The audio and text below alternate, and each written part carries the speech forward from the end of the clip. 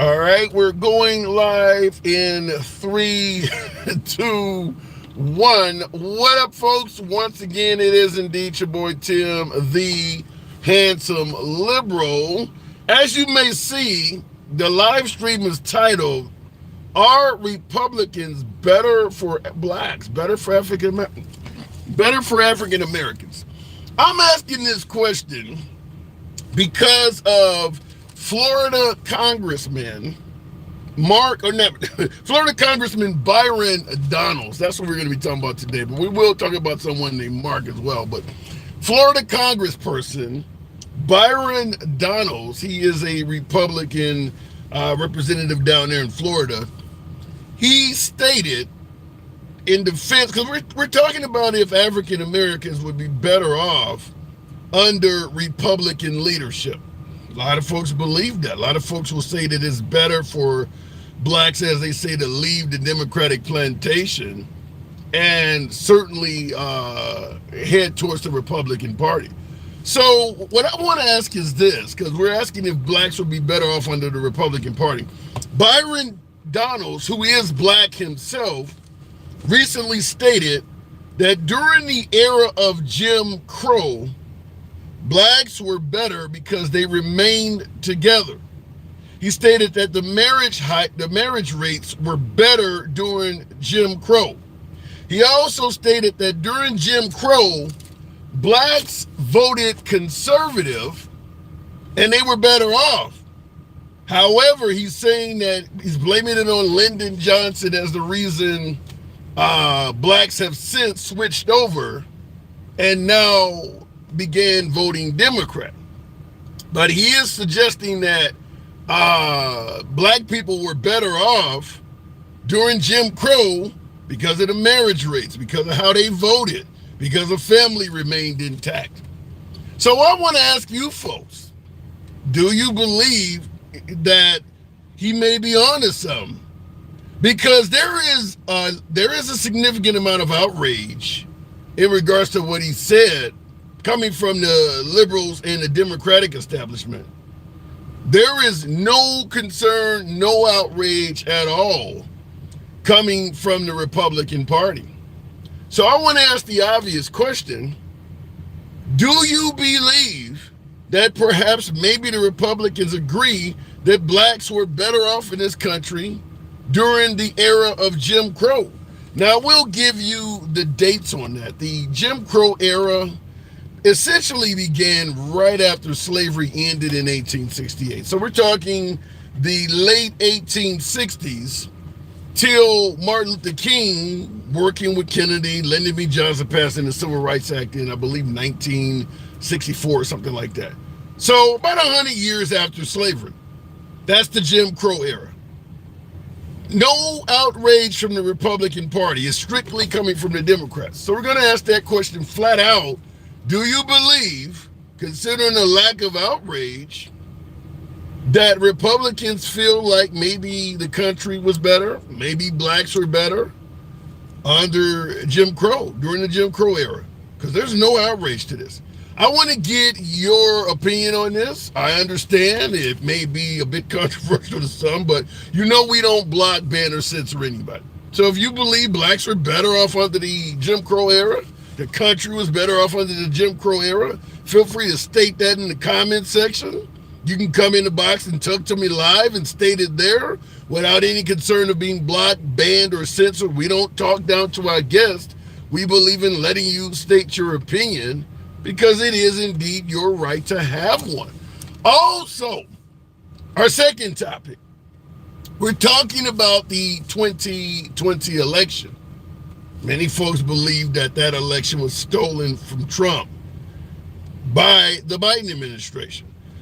Mark Meadows, Trump's chief of staff while he was commander-in-chief, is expected to plead in Maricopa County, Arizona. They're charging Mark Meadows and a host of other Republicans with election fraud in the great state of Arizona. Now, they've already been charged down in Georgia, I believe Wisconsin, I believe Michigan, Nevada, a host of other states, but now it's Arizona. What I want to ask you folks is this.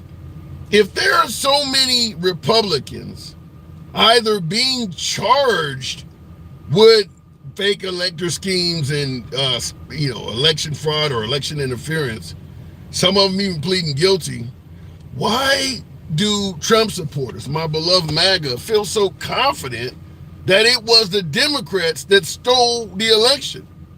So many folks in Trump's inner circle. Now we got Mark Meadows coming here. This is supposed to happen today. So this is not an old story. It's not from you. This is happening today in Arizona. So we're going to be asking, why do you believe the Republicans, or if you are on the right side of the aisle, why are you so confident that the Democrats stole the election when so many members of Trump's inner circle are going down for this, actually pleading guilty in some cases, going to prison in some cases? Why is that? So I want to get the skinny from you folks, for lack of a better term. You know, as always, I was tight before we began the program. It is and always will be MAGA friendly. We don't block, ban, or censor anyone for their commentary. We go left of Bernie Sanders to I'm having dinner with QAnon. Everyone gets to speak.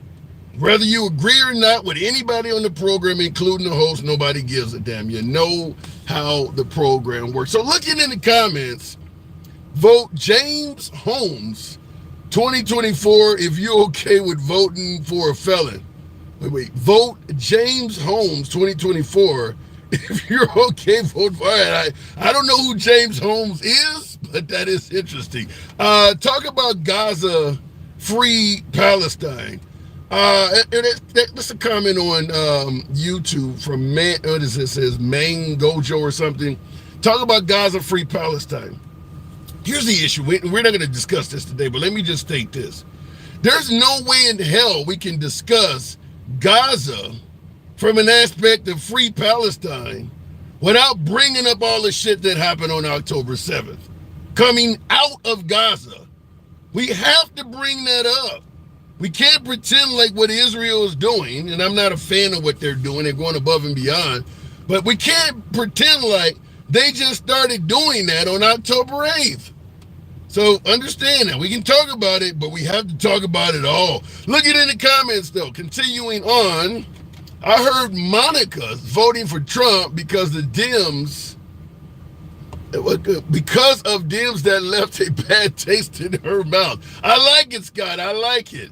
You're just a high school or GED level educated person. Thank you, Poppy. So many Americans do not even have a high school or GED, high school education or GED. So if you can at least tell that I have a GED or a high school education, I'll take that. My education goes far beyond that, but at least you gave me some. I appreciate it. Joe headed to the nursing home. If that's the White House, you could be right.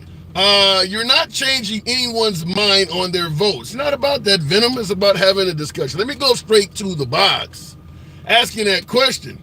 Were African Americans perhaps better off during Jim Crow, as Republican Congressman Byron Daniels suggested? By the way, on a lower level, he is a candidate to be Trump's VP, vice president. That's Byron Daniels of Florida. We'll go straight to American Outlaw. By the way, tap the screen. 500 plus of you in here. Get the likes up to about 10,000 to start the program off. American Outlaw, good afternoon. Hey, what's going on, buddy? How you been? I'm doing good. I'm doing real good. So what's up with the Republican congressman indicating that blacks were better off during Jim Crow, and there's virtually no outrage on the right, but the left are going apeshit? Can you explain that? Yeah, thank you, big dog. I cannot explain that.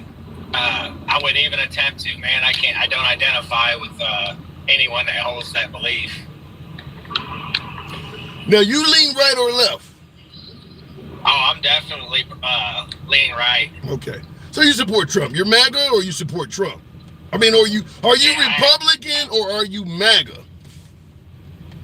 I would say MAGA. Okay. Because I voted Democrat my entire life until 2016. Wow. What is it about Trump that energized you so much? Just well, initially in 2016, it was a gamble. I knew I couldn't support Hillary Clinton based on some of the decisions she made as a New York senator and some of the decisions she made as Secretary of State. There was no way that I had any faith in her to operate our government in a way that was going to benefit me, my family, or the country. And so I really gambled in 2016, and my gamble paid off based on the results that Donald Trump was able to deliver. And so he got my vote again in 2020.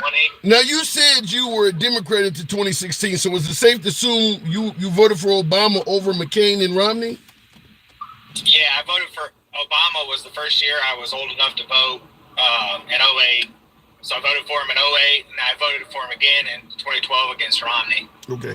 So has your principles about your outlook in life or your outlook for the country changed completely? Because we know Obama gave gays the right to marry. He was pro-LGBT, at least towards the end of his term. He was in favor of raising the minimum wage and universal health care and things like that, which Trump is against all of it. So these men are completely opposite of each other. So you went from... I don't think Trump was against that, because if you'll remember, before Trump was elected, and he was the first president to do so, if you look back at like the presidential debates in 2008 and the VP debates, like you've got Joe Biden, who said at that time, both him and Barack Obama shared the belief that marriage was an act between a man and a woman. That is true. And they didn't change that. They didn't change that until after he won his second term, in which he was infamously known for blowing the White House up in the rainbow flag. He had nothing to lose politically at that point, and saying so was okay. But President Trump actually came out as he was running for president in support of the LGBTQ community. He said that as a candidate, not even as, at the time, he wasn't even a front runner. And so I would say that, you know, he didn't put political expedience above his opinion in the same way that Barack and Biden did. But what about now? Because Trump is in that position where he has nothing to lose. Is it because right now he also is promising that if he is elected, he's really going to go after the transgender community. So he doesn't sound very pro-LGBT as of late.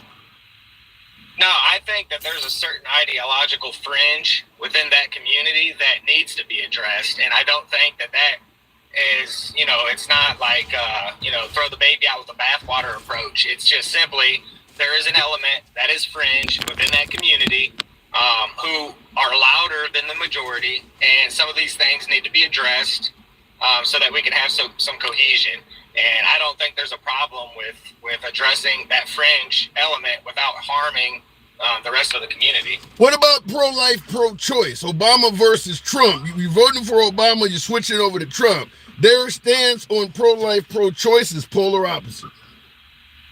Yeah, I see that connection, but I don't see any harm really truly being done by the overturning of Roe v. Wade. All they did was kick it back to the states, and people have a voice, and they'll be able to elect based off of their voice at the state level to make sure that their state is representative of their beliefs and ideology.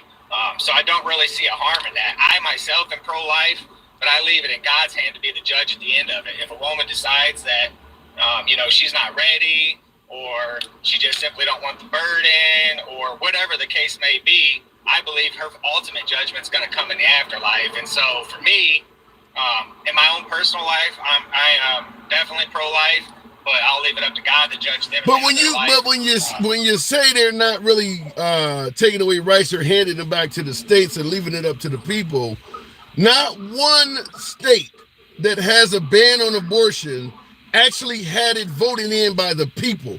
Every single state that has a tough ban on abortion came by way of that government doing that on its own. Not one of these states have actually voted that in. Yeah, exactly. And guess what? Those people will have a turn when that governor is up for re-election. They'll have a turn to have their voices heard. And I am a very firm believer in states' rights. They're there for a reason.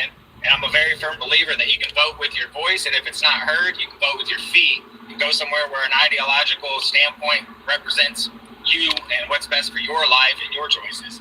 And so if a woman is in a state and they come up with this draconian law, as you say, where she has to vote with her feet and uproot her whole family expenses and move and everything, you don't see where that hurt her at all.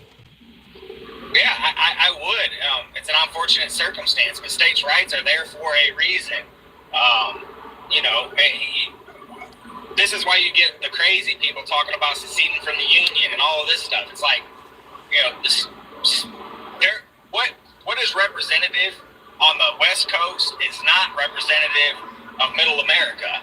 And there's a reason why we have an electoral college in place as opposed to majority rules, because that is a pure democracy when the majority rules. A republic is where the minority are protected from the majority, and everyone has the ability to live in a place that represents them. So, you know, it is the way it is, and it's that way for a reason.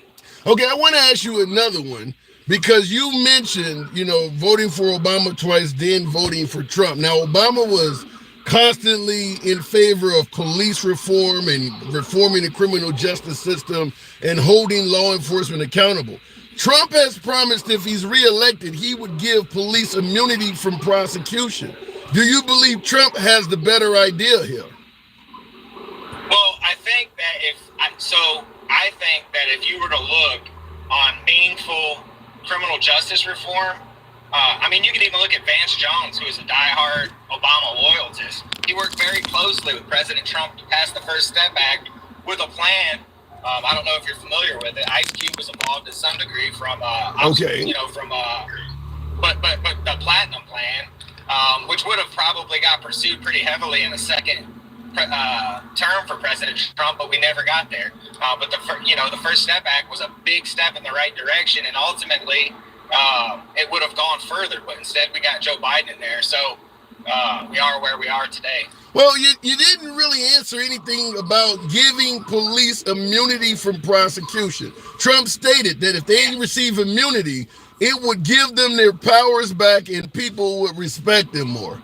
Do you support it? Well, anyone that knows it, well, he don't have the authority at the federal level to give immunity to police officers at the state level. So I don't read too much into What if he that. gives it? What if he gives immunity to the federal police? I would have. So he can't do that through executive order. It would take an act of Congress, and as we know, I don't see that actually happening. He could try. I think he'd be unsuccessful. How do you feel about the fact that he is at least saying he wants to do it? Whether he can or cannot, he's making it clear he believes police would be better off if they had immunity. I think it's political fodder to feed a certain element of the base. Red meat, so to speak. I don't think there's any action that's going to come out of it. There's just not enough support there. You said political fodder, red meat for the base. So are you suggesting that for a certain segment of the base? So I didn't say for the base. All right. So are you suggesting that a certain segment of Trump's base want the police to have complete immunity from prosecution?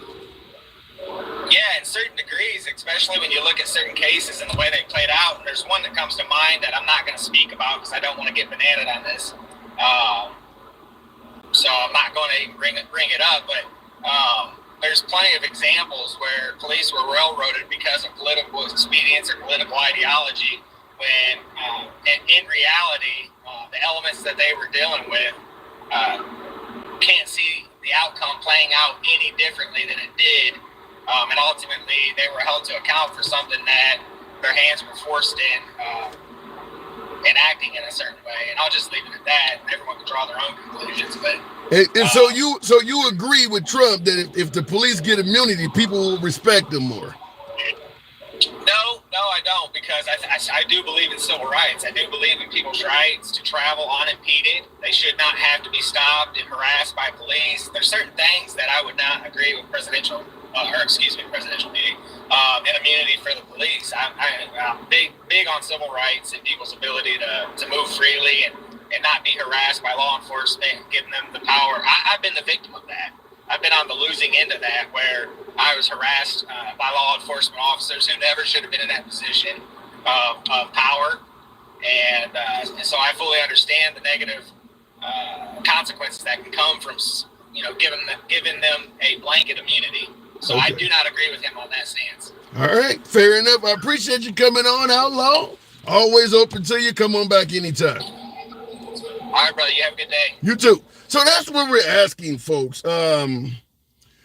We're actually asking about Byron Donalds. He is a potential contender for the VP spot under President Trump. Now, he is an African-American Republican congressman from Florida. Some don't believe he's a strong contender, but there are rumors that he's already been asked for some of his materials, and they are, at the very least, vetting him somewhat for the slot. Now, he's not the only one. The governor of North Dakota is in there. What is the guy? Marco Rubio of Florida's in there. I mean, Trump is considering several people for the VP slot, but Byron Donalds apparently is one of them. And he stated that during the era of Jim Crow, blacks remained together. The marriage rates were higher. Blacks voted Republican, suggesting that blacks were doing better during the era of Jim Crow. There's been a hell of a lot of outrage on the left to actually hear a black man suggesting that Jim Crow was better for blacks has created an incredible amount of outrage on the left. There is none on the right. Zero outrage on the right.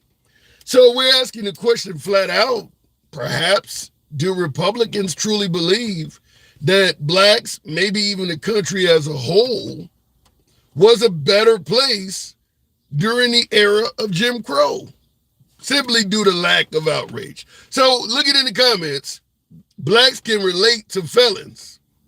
Some of them can. I've never been arrested in my life. We didn't have a choice but to stand together when people around us was hating and killing us, says Day. See, yikes. Going to the box. No outrage. No outrage at all coming from the right in regards to him stating that blacks were indeed better off to some degree during the era of Jim Crow. Mr. Walter White, good afternoon, Walter. Welcome back to the program. I felt he just meant the black family was together. Didn't just simply bring up that in the past blacks stayed together. I mean, he kept throwing the word Jim Crow in his sentence. Mr. Walter, good afternoon. Good afternoon. Thanks for having me. Yeah, I can't understand why he would say something like that other than to get headlines or to grab attention, perhaps. I can't believe he would actually believe something like that. It's the most ridiculous. Yeah, now, Byron Donalds, the Republican congressman from Florida, being a black man, for him to say this, keep in mind his education, his political success, and his wife were all not possible during the era of Jim Crow, because his wife, he's in an interracial marriage to a white woman. His whole lifestyle would not have been possible during Jim Crow. But you say you believe he said this because of what? Just to get attention. From who? He's trying to, from Trump.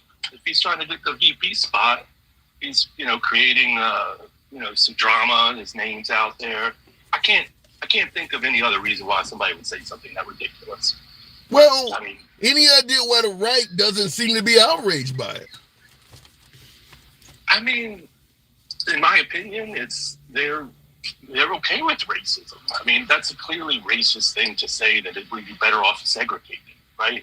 Yeah. I mean, if you're okay with segregation, that who's the people who are speaking up about it? It's not the right. It's people who favor integration and so forth. Yeah. Well, so you believe there is a segment of the Republican Party that is okay indeed with maybe suggesting that blacks are better off during Jim Crow? Absolutely. Wow. Absolutely. So I mean, this guy. Go ahead. This got a white wife. Why would he say that? Yeah, I don't. He's doing this for attention. I can't imagine any other reason. Like you said, I mean, he's got a white wife. His upbringing, his education, all of those things that you mentioned, would not have, he wouldn't have his life. So why would he say that? I'm guessing to get attention, but who knows? But your point about there's nobody on the right speaking up to it, it speaks volumes. Yeah, and I'm still trying to figure it out. I mean, I talked, obviously, we get here every day and we talk to a lot of folks on the right. I'd be curious because Yeah, there is no outrage for this. I mean, I've seen some statements made by the left that, whether it's police or, their opinion of the Confederate flag or something about Trump, it gets a lot of outrage. This is a congressperson making this statement, and I have not heard of any outrage at all. Now, you're saying he may be trying to get the attention of Trump. Do you think that this mindset is in line with Trump himself? I wouldn't be surprised. I mean, he said it himself on The Apprentice that, would you think that America would accept a black winner of the Apprentice? Allegedly. I did a show on that. He allegedly used the N-word. They haven't shown proof, so I'm not going to say Trump did it for sure. I'll say allegedly. He pitched a follow-up spin-off of The Apprentice with white people versus black people. He pitched that live. I can't fault him. I can't fault him for that because a large portion of the episodes of Family Feud with Steve Harvey features white families versus black families. They just don't pitch it that way. That's a whole different situation. I mean, this is like a business thing. And, yeah, I get it. Wow, did he really do that? Yeah, he did. He was on TV doing it. Did he come out and say, I'm deliberately putting whites against blacks? Yes. Wow. Yes, he did. I didn't see that. Why would I be missing some shit? Wow. Okay, how did you personally view that? Have you seen Trump during his time on The Apprentice deliberately, from a business perspective, as you pointed out, it's not a game show, trying to see what the business acumen, business skills are of whites versus blacks? How did you personally view that? I mean, I think it's indicative of a long, showing of his racism. I mean, like we said, we go back to, I think it was in the 70s when his business was cited from Department of Justice for not allowing renters of color. And then there's just, if you go on Vox.com, they have an article that lists all the racist stuff that Trump has said. They've got everything documented, and it's a lot. It's not a little bit of, Well, but here's the issue with it, though. Vox may state that Trump said something as racist that others may say was taken out of context or didn't mean what they... I mean, sometimes you say something and people view it like, this doesn't really mean that. It means something else. So I would be curious to see that, though. Because I get a lot of viewers that say Trump has never said or did anything racist at all. So if they got that much shit, I would love to see it. Yeah. I mean, they have links to the sources. If you want, you can find it. I mean, like I said, a lot of this was public. There's public record of the things that he has done. So anyway, like I said, I really do feel that this man is racist. I mean, let's be honest. How many rich, old, white dudes that are almost 80 who grew up in that era don't have some racism? Like we talked about with Joe, I think Joe is also in the same boat, but he evolved. And I do not believe that Trump ever did. I think he firmly believes that white people are smarter than black people, and there's a record of him stating as such. I haven't seen it, but I have heard it. And I agree with you that if you're an older person that you grew up in that era and you were white, you probably do, or at least you were brought up that way. Because I use myself as an example. I'm a middle-aged man in my 50s now. And when I was brought up, I say the same thing. Anybody my age that was brought up in the 70s and 80s, you got a little bit of homophobia in you. Because we were brought up to not like that community, to believe that they were some kind of special off-call. I consider myself an ally now, like you said, evolving, but we were brought up to do the same thing to them, which is sickening to me because it's like, how the hell could you get out of oppression, slavery, Jim Crow, and then turn around and do the same shit to other people? But I agree with you 100%. That's what was being taught back then. Yeah, I'm the same age, and I, experienced it, witnessed it, participated in it. And that's just how it is, especially in the South. That's where I grew up. But, fair enough. So, all right, Mr. Walter. Wow, that's strong. So you do believe Trump still has not evolved. You believe he grew up during that era, and he carries that mindset on to this day. I believe he is using black people to further his get elected. I don't think he gets one. Does not care at all for them. All right. Appreciate you coming through, Mr. Walter. Come on back. Thank you. Anytime. Wow. Anybody else that agree or disagree with my last caller? Doesn't really care about minorities, doesn't care about blacks, just simply using them. Because I hear this about Biden. I hear this about the Democrats, that they are just using the African American race or people just to get elected. I hear from blacks. Some blacks say the Democrats only come around during election time. Now, the Republicans, many would say, don't come around at all, even during election time. But the Democrats, they only show up, they only come through the church or whatever the case may be, only during election time. So it could be a case of neither side giving it that. Looking in the comments, though, by the way, tap the screen. Almost 600 of you here. Helps out the algorithm, gets the likes up to about 30,000 if you let your thumbs not be lazy on this hot Friday. It's a warm Friday, so you may hear the vehicle kick in. I got to cool it off in there. But asking that question, and I see somebody in the comments that said, Pedo, okay, fair enough. Politics and racism have very little to do with each other. Republicans respect money and the hustle. David Howe, I could not disagree with you more. You're saying politics and racism have nothing to do with each other. Well, racism kind of is politics, is it not? It leads to legislation. It leads to laws. You talk about Republicans respect money. They respect the hustle. Well, you're certainly going to make a hell of a lot more money if you are on the benefit of racism. Let's say, for instance, in America, blacks had the upper hand and the laws were racist to tailor towards benefiting blacks. Well, what's going to happen? Blacks are going to be wealthier than whites. If whites cannot have access to jobs, certain schools, or better yet, less money is allocated to whites than blacks. So when you say that the Republicans respect money and the hustle, tailoring laws to benefit you, that's going to equate to money. That's absolutely going to equate to money. You can hustle the government. Respecting hustle is where lobbyists come from. Lobbyists hustle using money to get legislation they wanted. So I don't know where you're going with that, but I appreciate the comment. Tap the screen. 30,000. We should be to pull it off on my YouTube side of the house. We broadcast simultaneously on both platforms. For my YouTube audience, feel free to smash that like button. Get the likes up to about 30. The top 3 dots in your screen gives you access to that. We don't block, ban, or censor anyone. If you enjoy civilized dialogue between both sides of the aisle, without any concern of being blocked, banned, or censored, you are in the right place. Feel free to follow the program on TikTok, a subscription on YouTube, if you will.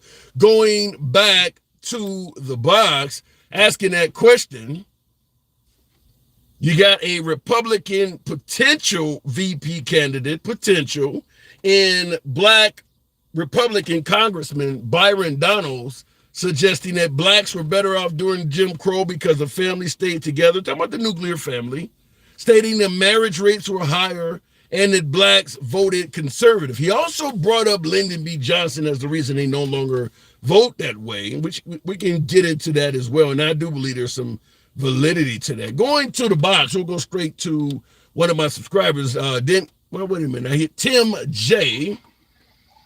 Good afternoon, Tim. How you doing? I'm doing good. So I take it you've been tuning in. So what do you think? Is the Republicans on to something suggesting that in yesteryear, blacks were better off? That's a hard one, to be honest with you. I don't know if they're better off. Oh, well, I'm going to say no. They wasn't better off back during Jim Crow's era. Well, and I could understand if the conversation was no, he didn't mean Jim Crow. It was simply that blacks back in the day stayed married, the nuclear family was intact. But he continued saying during Jim Crow. He threw that in there. It's not the liberals, it's not the media. He consistently mentioned during Jim Crow, blacks were benefiting. So what I want to ask you, since you admit you don't think blacks are better off during Jim Crow, why is there no Republican outrage for this? Came from a congressman. Like everything else, you know. Somebody's, I guess because he was black, he had the right to say it. Now, whether he did or he didn't, you know, to me personally, no, I don't think he should have said it.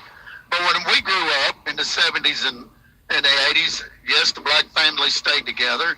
They were all, well, at least the ones I run around with and played basketball with, baseball. Their mom and dads were there. No, they didn't have a lot of money, just like the rest of us, But they were all still intact. The brothers and sisters, they didn't go out and have babies. Matter of fact, the ones I graduated with, all of them are still married. They got kids. They're grown, just like mine are. The family value on this new generation, I'm going to say, is not like it used to be. True. We'll put it that way. I don't think any generation in this country, though, is like it used to be. I mean, and that's just not black families. That's whites included. Right. Yeah, because I agree with you, because I did not do this. Normally I do a little homework and research before I go on air, but one of the things I did not do is look at what the marriage rates were for Hispanics and whites. But my assumption is, since women got more freedoms and equality, the marriage rate in all categories has probably went down. I'll have to agree with you there. Because when a woman hears us saying that, and they're going to think that we need to go back into the 50s and 60s where they obey us. Well, I don't believe that either. But I don't want nobody on there tearing me up. Right. So, the only thing that I had that he was talking about, the last guest you had, said that Biden evolved because of his. I don't think Biden evolved. He don't even know where he's at right now. So well, but you do think he knew where he was at when he ran as VP to a black president, don't you? Yeah. Okay. And he might have evolved, but I'm saying he didn't because of his age. He's in his 80s right now. My dad's still alive. He's 88 years old. They grew up where the blacks had the separate water fountains, had to sit upstairs in the movie theater, and had to go to the back of the restaurant. And this was a small town.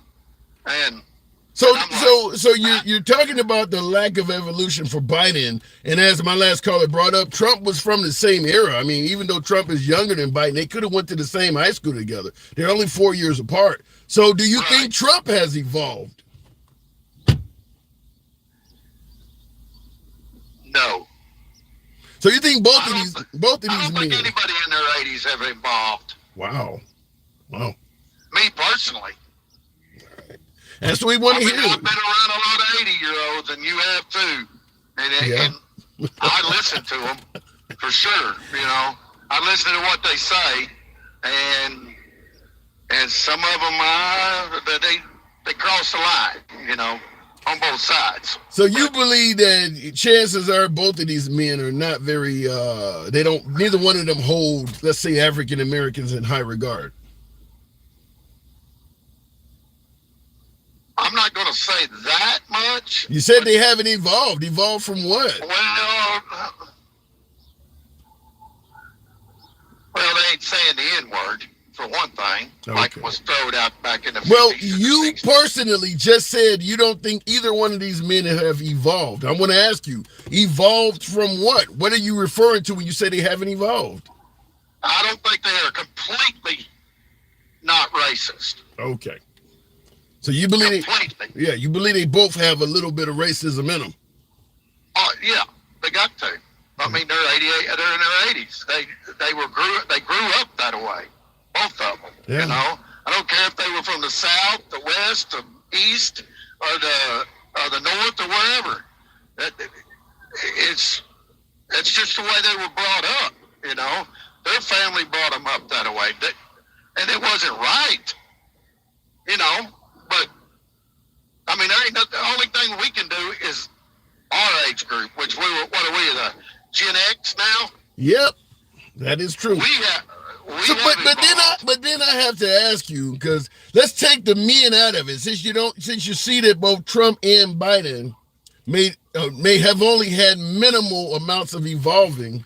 The parties, though, in regards to this comment that you stated yourself, kind of sounds like it may have racism overtones to it. And by the way, Byron Donalds, he's nowhere near in his 80s. He's nowhere near as old as Trump. He looks like he's younger than I am to make a black man making a statement like this. But what I want to ask is, why is there such a difference in how the parties are responding to his comment?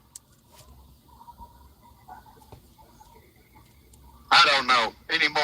These, if anything was said, I mean, even I'm going back to the 80s. Even with if a president made a statement, or the congressman made a statement, or a senator made a statement, anybody made a statement like that in Washington, both sides crucified them. Most of the time they didn't win the election when they came up again. But the problem with now is they fight each other. Thank you, Julio. Thank you. So, but how do you respond? How would you respond to some folks who might say that, like my last caller suggested, that he made this inflammatory statement because he was trying to get the attention of President Trump? He might have been, but why would he? No, I mean that don't make any sense. Why? Did my caller get a call? Are you there? I'm here. Okay. So what was your answer again? What was the question again? Why would he make this inflammatory statement, as my last caller suggested, to try to get the attention of President Trump? Do you think there's any validity to that?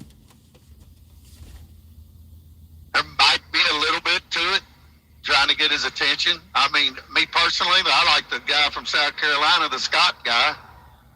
Tim Scott.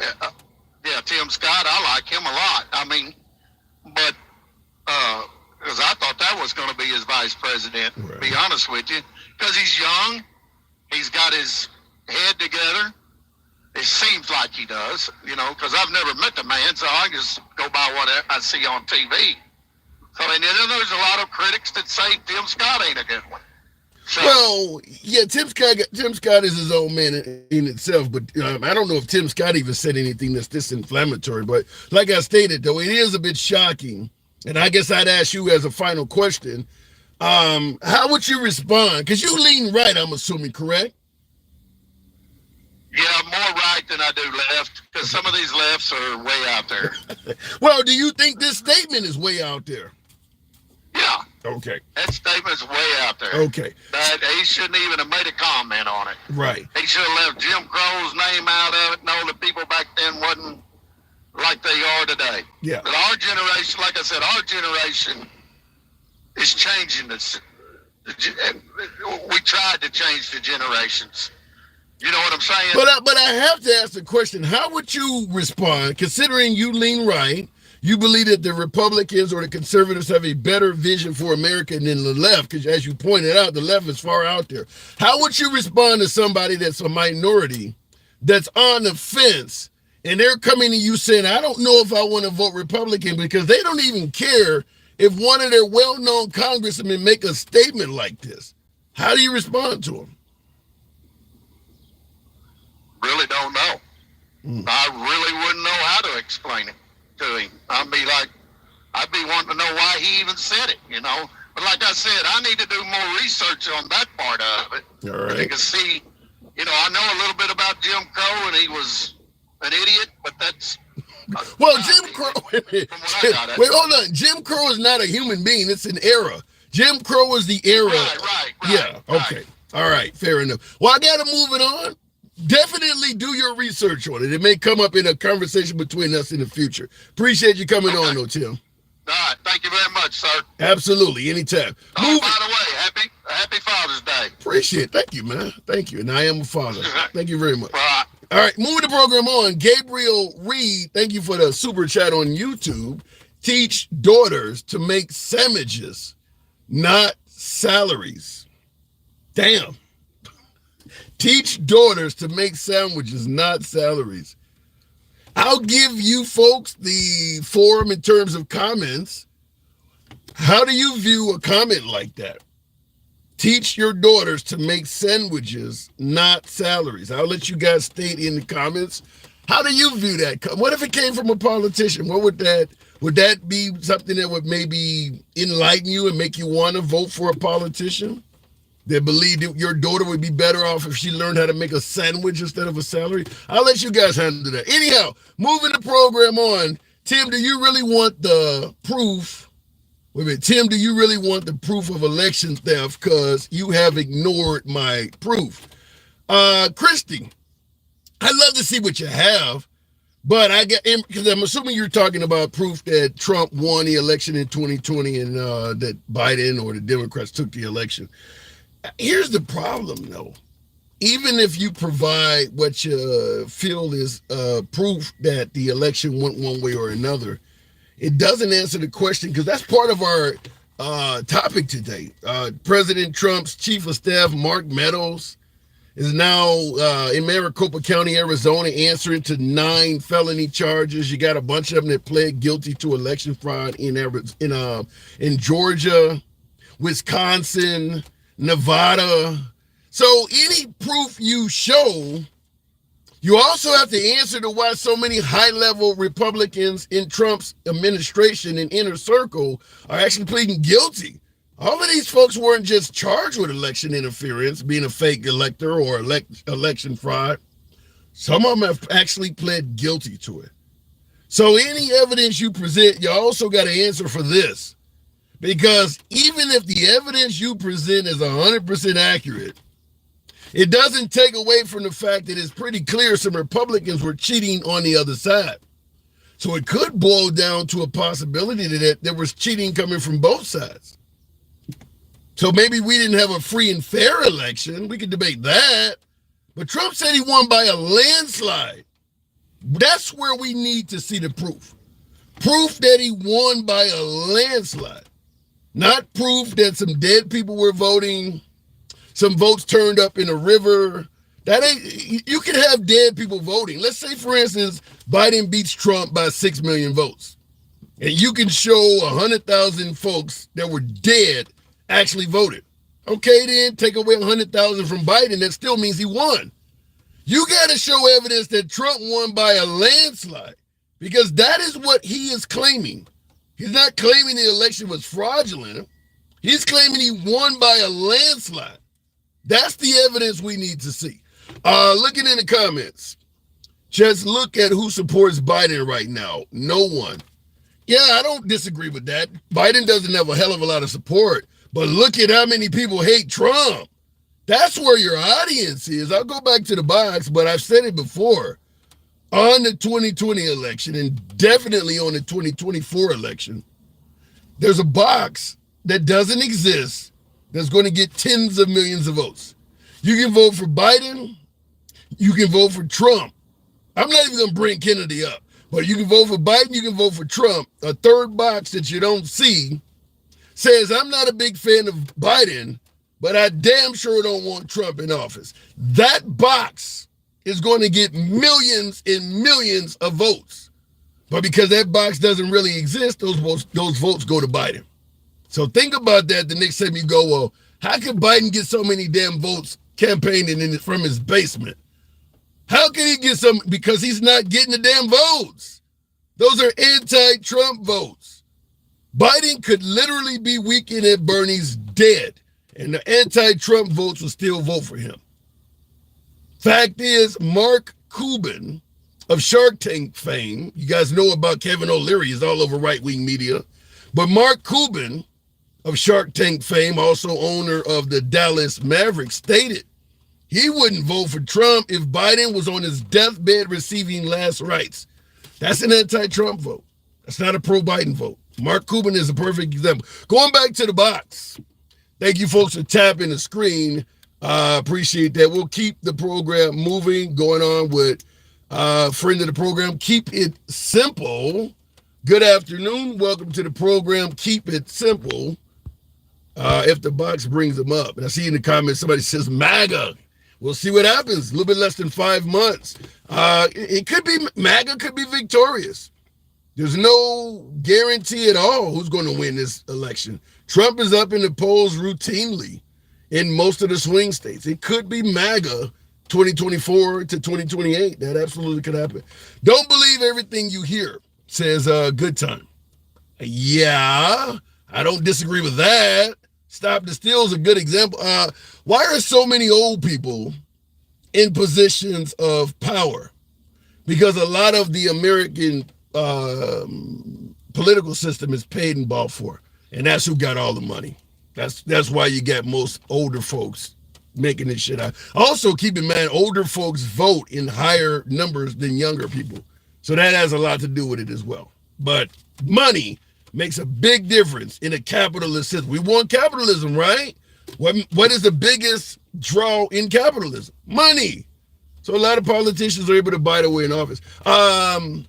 Fiends just proved that statement, and maybe you're talking to someone in the comments. Going back to the box, we'll go to Meech, the innovator, subscriber, friend to the program. Meech, how you doing, brother? You got an echo. Are you on Bluetooth? I'm not. How about now? Is it still echoing? I'm trying. Yeah, I'm still echoing. Hold on. I'm a drop and send another request and see if it goes away. Okay. All right. Because if we're talking, I'm just hearing myself, and it makes it difficult to talk. I'll take a caller while you're doing that. Because if we talk, it's just going to be me talking to myself. DJ Julio, subscriber, friend of the program, always DJ Julio. Don't know what just happened. Box is really flaky today. Let me make sure I'm not. No? Okay, we'll keep it moving. I don't know why I'm having trouble bringing up guests. Let me try it again. DJ Julio got his share of enemies. Wow. Anytime I bring up DJ Julio, people already in the audience hating. Now, DJ Julio is a friend of the program. He is MAGA, and he has his share of folks that disagree with him. I like DJ Julio. We don't have to agree. But I like to hear a person give their own honest opinion. DJ Julio's one of them. A lot of folks don't like him. I see it. I haven't even brought him up yet. And by the way, the box is having a hard time bringing him up. So I'm trying to bring him up now. The box is going through its motion, and it just dropped. So I see it. Somebody said, no, we don't like him. You guys are mean. Let me go back to Meech. Oh my God. My subscribers do get first dibs on the program, and Julio and Meech are... You still got echo. Oh, man. Okay, I can hear you. No, you got echo. Yeah, you're echoing bad. Yeah, I don't know what's going on, man, but I'm going to have to drop you because it's just me listening to myself. All right, unfortunately, I can't bring up Meech, and I don't know what happened with Julio. We'll keep it going with Minnesota Finn, straight out of is that the land of 10,000 lakes, Minnesota? I don't know if I can remember that now. I don't know. Minnesota Finn, good afternoon. Hey, how you doing? I'm doing good. Is that the land? Is that your motto, 10,000 lakes or something like that? Yes, it is. Okay, I was wondering between you and Michigan. Okay, so what do you think about Republican Representative Byron Donalds suggesting that African Americans apparently were better off doing Jim Crow? He just letting out the bag from the Republican Party. I mean, that's pretty much what their stance has been since the Lyndon B. Johnson stages and even Reagan. They wanted to take it back to before then. They felt that they lost so much, so they thought that that was the best time when they reigned supreme, when they couldn't pass the equal opportunity stuff. So therefore, he's just letting it out the bag. It's what we've already known. They think that that's the better time. That's the whole MAGA slur. Let's go back to when it was good. We've been saying that for Democrats for a long time. What are they talking about? They're talking about pre-Jim Crow stages. So, but he's a black man. I don't know why it's like they said the quiet part out loud. Republicans act like it's nothing because they know that that's what it was, and Democrats are like, yeah, you're finally saying what we've already known, which is why you see the difference in how people are reacting to it. Yeah, but it's a stark difference. The Republican Party is basically mum on it, and the Democrats are going apeshit. But here's what's so unusual: Byron Daniels is a black man, and his college education, his political success, and even his marriage have been impossible during the era of Jim Crow. Why the hell would a black man, even if he's on the Republican side of the aisle, say something like this? Do you know the answer to this? Black doesn't always, all skin folks ain't kin folks. And that's just basically I've heard that before. And therefore, he's right now in a position where he's the token, and so he's getting all the benefits. So he's gonna speak up for who's feeding him. So that's where Byron's coming from. Yes, it's not based off of the actuality. It's not based off of the numbers. It's not any of that. It's I'm okay, so I know that must be lying, and he's being fed all that information by the people he's surrounded with. We hear it all the time on your stuff. Just like the guy who was telling you earlier, talking about his dad doesn't evolve. Well, that's your dad. My parents have had life experiences that cause you to evolve. That's considered living. My experience make me evolve. Biden experience, Biden was probably closer around more minorities than his dad ever was, because like he said, he grew up in a small town. So that meant it speaks for everybody. In the 80s, black families were being there. You must not have been around during that crack epidemic when all our brothers and sisters were going to jail. Well, wait a minute now. You know you're going to leave yourself open by saying that about you saying the crack epidemic when black folks are going to. I mean, Biden in the '94 crime bill is going to come up because he's responsible for locking up a lot of black people. He can sponsor it. I really kind of get tired of hearing that, because if we want to say Biden was one of maybe 50 people who were all for it, and the majority of the people who were for it were from black churches, the NAACP, Al Sharpton, all the local people who were dealing with the crime. So it wasn't Biden wanted this bill, he went for it, he did it like the rest of the senators, and he was doing his job, and context matters. What was happening during that time when they created that bill that made the difference? People act like, no, it's just the way that it is with the internet and things like that, and everybody forgets 5 minutes ago. Context to why things happen matters. What was going on at that time that caused that? I hear so many black people go, oh, well, he was for that, so he racist. No, ask your preacher who was begging the. You know, it's interesting you say that, because in the comments, Strike Zone Pro Shop Arizona said we asked for it. In other words, black people, as you're pointing out, even asked for that crime bill. Exactly. So, yeah, I'm going to blame him for doing what was asked for by his constituents at the time. Okay, yeah. That makes no sense. But everybody forgets 5 minutes ago. It's even like with Trump. And when it comes to whether with Trump supporters or not, it just always, that whole 2 years, and I hated it when they said, don't take him literally, not seriously. You can't take what he's saying. Every Democrat word that comes out of their mouth, they're held accountable for. Everything that Trump says is how they felt about when he said it. It's never what he said. He's never responsible for any word he says. But everything in regards to Democrats, it's always, well, they said this or they did this. And I also get kind of frustrated with the whole Hillary. Whenever I want one time for you to ask them, not saying that she was the best ever, but a lot of times people go, I could not vote for Hillary. And it's not necessarily based off of her actions. It's what they're told. They're told Benghazi. They're told that situation. Not that the context matters, that she was in there, they stormed it, and then she said that she got the information from her from her people who said that this is what it was, and then found out later that was inaccurate. Well, and I hear you, but when I hear Benghazi being brought up, or the crooked Hillary stance, my opinion is always the same. If she was that bad, why didn't Trump hold her accountable? I mean, he had the office for 4 years after she was Secretary of State and after she was a senator. Why didn't he do anything if she was that crooked?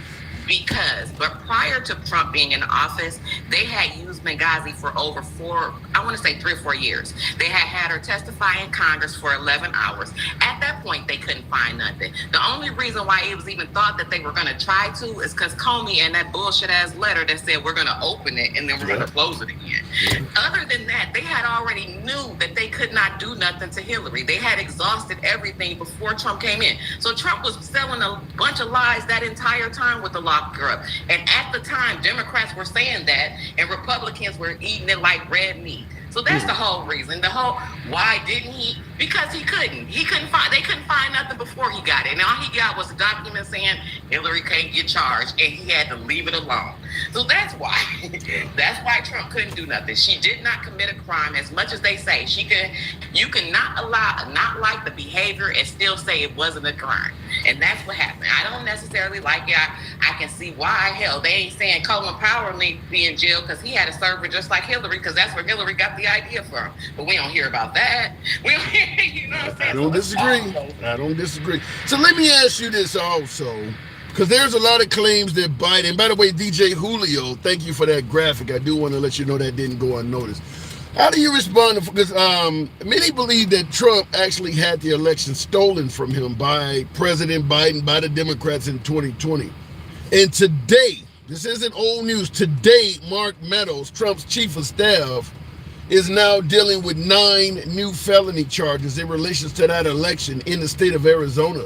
With so many, the question I'm asking is this, with so many Republicans being charged, convicted, or even pleading guilty to interfering with the 2020 election, why are there so many people that feel confident that the Republicans won and the Democrats stole it?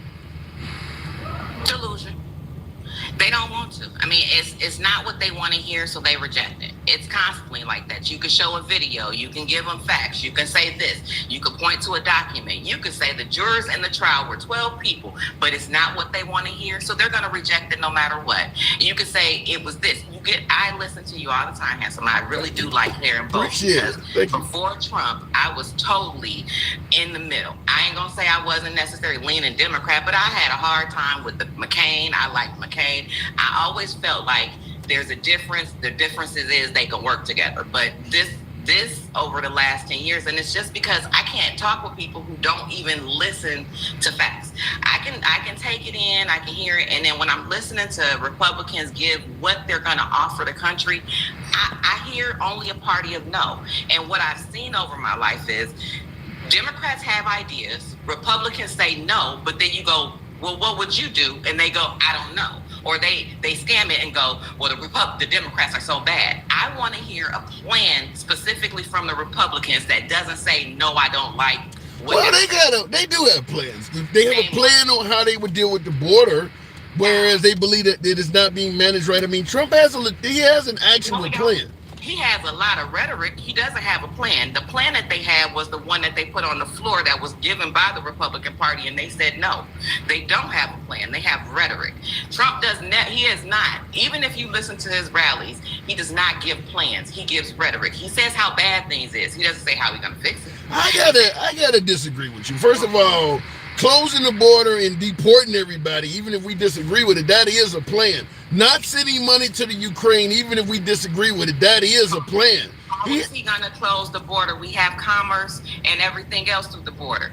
How are you going to close it? Are you going to just have people standing there? Are there going to be enough people, enough soldiers to stop people from coming in? You're not closing the border. That's rhetoric.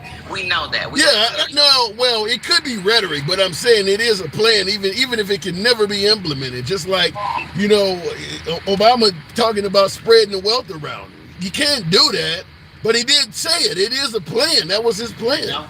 Part of his plan when he said it was, I want to help decrease y'all medical care so y'all can get more wealth from that. I want to help y'all with get more jobs so I can help you with that. I'm going to give you a helpment in buying new houses so we can get these people out of it from homelessness and get them into houses. Those were plans that he enacted. When he said it, he had ideas on how to do it. Maybe you ain't hear him say, I'm going to take this 1,000 from the rich exactly and give you, but he did those things to allow those. Yeah, but I think you're being a bit unfair to Trump because you're interpreting Obama's statement in context to make it work. Trump could be saying, with the largest deportation in history, I'm going to help you out as a working American by removing some of this illegal labor that you're having to compete with and get lower salaries. I mean, there's a way to make it work. Again, it's rhetoric. And anything that was rhetoric that specifically is rhetoric. And I know that he is doing that. And there's been examples of people trying to do that and how it didn't work out. Ask Alabama. They tried it about 10 years ago where they outlawed all the immigration. And then like 2 years later, they end up begging everybody to come back because they couldn't survive. So again, it's rhetoric to people who like to hear it, but it's not actually true. All right, fair enough. I got to move it on Minnesota. Somebody responded by saying being unfair to Trump is impossible. I disagree, but I appreciate it. Minnesota, come on back anytime. Bye-bye. All right. And by the way, folks, tap the screen. Get the likes on up to about 50,000. We got almost 700 of you in here. Yeah! DJ Julio, thank you for the hat and mustache. DJ Julio, one of the most loved guests on the program. We'll find that out in a minute. DJ Julio, as the late Bob Barker would say, come on down. Finger poker in chief. Yikes. Yeah. Julio, good afternoon. How you doing? I mean, you've been anticipated. The audience loves you. I know, and I'm so grateful for all the love that I've been getting. I mean, I'm almost thinking about changing my stage name to Julio just so I can be more equipped to deal with the people in the box. So what do you think? Why the hell? Because you're MAGA. I'm correct. You are MAGA, right? Yes. Why the hell would a potential VP candidate, Republican Congressman Byron Donalds, a black man from Florida, start stating that blacks were doing better things and doing better during the era of Jim Crow? I don't know. That sounds kind of ignorant myself. Well, let me give it to you this way, and I agree with you. It's 100% ignorant as hell. The Democratic Party is going apeshit about it. The Republicans are completely silent. Why are the Republicans not holding this man accountable for saying something like that? Because it'd be a pissing match. It'd be a pissing match in Congress again. It'd be a pissing match on the news again. It's not a fight that's worth fighting because we know better. We know that we do is what we can for the Black American community. Let me say it like this. When Biden said, vote for me and you ain't black, many Democrats came out and held them accountable for it. It didn't turn into a pissing match. You can hold your own accountable. The Republicans are not holding them accountable. How does that look? Well, I mean, it probably on the outside to somebody who's looking for a reaction, it's going to look bad. But for those of us who aren't going to play the pissing match game, it looks like, okay, now we know who we need to get out of office. We're going to get somebody else in that spot, and we're going to do it quietly, and we're not going to make a scene about it because it's ignorant statements. Well, you're talking about a pissing match and ignorant statements. You do realize your party's led by Trump, right? I mean, he does that. Yeah, but he doesn't go that far. I mean, he doesn't talk about Jim Crow shit. I mean, that's stupid. Yeah, but he holds people accountable for saying dumb shit all the time. Mm-hmm. Yeah, no, and I'm not saying that you won't hear from Trump. I'm not sure why anybody hasn't said anything. I actually haven't myself heard that statement yet, so I don't know anything about that, to be honest with you. Yeah, and that's fair enough, but you won't have to do much in terms of Google or looking it up. I mean, it's been talked about everywhere amongst the Democrats. And like I said, the Republicans ain't saying nothing about it. So I'll ask you what I asked the earlier caller. How are minorities supposed to view the fact that the Democrats are saying this is wrong just like you are, but the Republicans are pretty much saying nothing? As if this guy is getting a total pass for making as you pointed out, an ignorant statement. I think that there's enough knowledge in your community, in the darker skinned community, that know that the people who matter in the Republican Party aren't that way. How do you know? Well, I mean, nobody knows really anything, to be honest, Tim. I mean, I'm no fortune teller. I can't speak on that, and yes, I do say dark skinned because what I want to try to do in this country is I want to quit talking about different countries. If you're not born in that country, you can't be African American if you're not born in Africa. Let me interrupt you and say this. With yourself being MAGA, I got another MAGA on YouTube that's a fan of yours. Says if DJ Julio takes up my offer for lunch the next time he's in my neck of the woods, I will get a video up of us having a beer for your audience to enjoy. Gen X, thank you for the support. So you do have some fans on the program. I like Gen X. Very few. Well, he also believes that women shouldn't be able to vote. Who does? Gen X. Well, I don't know that. I wouldn't know that without talking to him. I can't take your word for it. I'm sorry, Jim. You backed out of that shit real quick. No, he did say America was better off when women didn't vote because they're too emotional. Well, women aren't emotional. Women do everything with emotion, which is why they make good homebodies. Good parents. Do they make good politicians? Yeah, big dog. Thank you. Do they make good politicians? I'm not going to generalize by saying yes or no, but I will say that there are some good politicians that are female. Yes. You're real hesitant on that shit. They're good at home. You're certain you are certain they're good at home. You don't really want to say if they're good in the White House, huh? Well, again, you don't see too many people growing up without a mother, but you see a shit ton of people growing up without a father. Yeah, I don't disagree with that. Are women? So when I speak to that emotion, that's what I mean by that. They're very good at that, but when they get angry, they also speak with that same emotion. I've got 3 daughters at home. I've got a wife at home. You know, when they all sync up and they're all having their moods, it's a scary place. Yeah, but how do you respond to somebody that might say maybe if we had more women in politics, America would be a more compassionate country, such as with health care and wages and lack of homelessness? The men don't always care about that shit. I got mine, you get yours. But whoa, I don't know who just said that. Damn. You took my spot. You took my number 1 gifter spot. Hold on. Whoa. Oh, shit. I don't think I've ever seen it. Who was that? I do appreciate the support. So, folks, I do want to, that was, There's No Place Like Home, a future encounter. Thank you. Wow, that was nice. That interrupted the conversation. So, but how do you respond to folks that says if women were in power, less wars, less conflict, they might get the police under control, a lot of this stuff, racism, because women historically have not been in favor of most of this stuff. I agree. I don't know that I agree that we would be in that situation. It would be an interesting situation to see.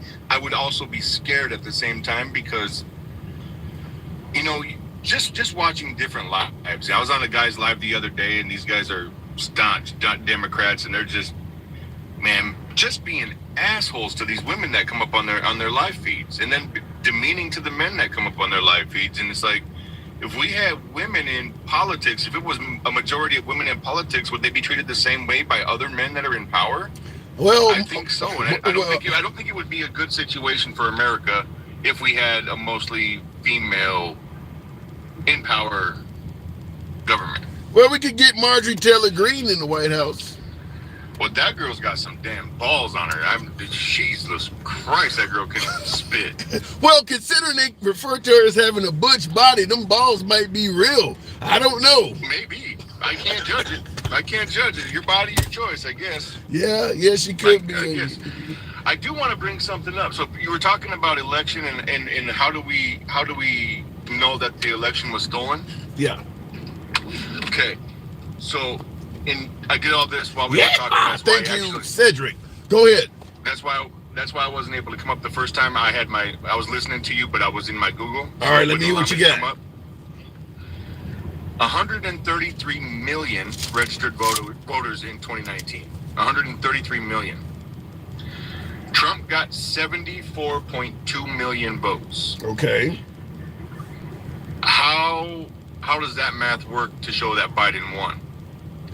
153 million minus 74.2. No, 133 million. 100. Yeah, I get your point. If you only got 133 million people voting and Trump gets 74.2, that doesn't leave Biden to have that doesn't leave enough for Biden to have the 80 million that they claim he had.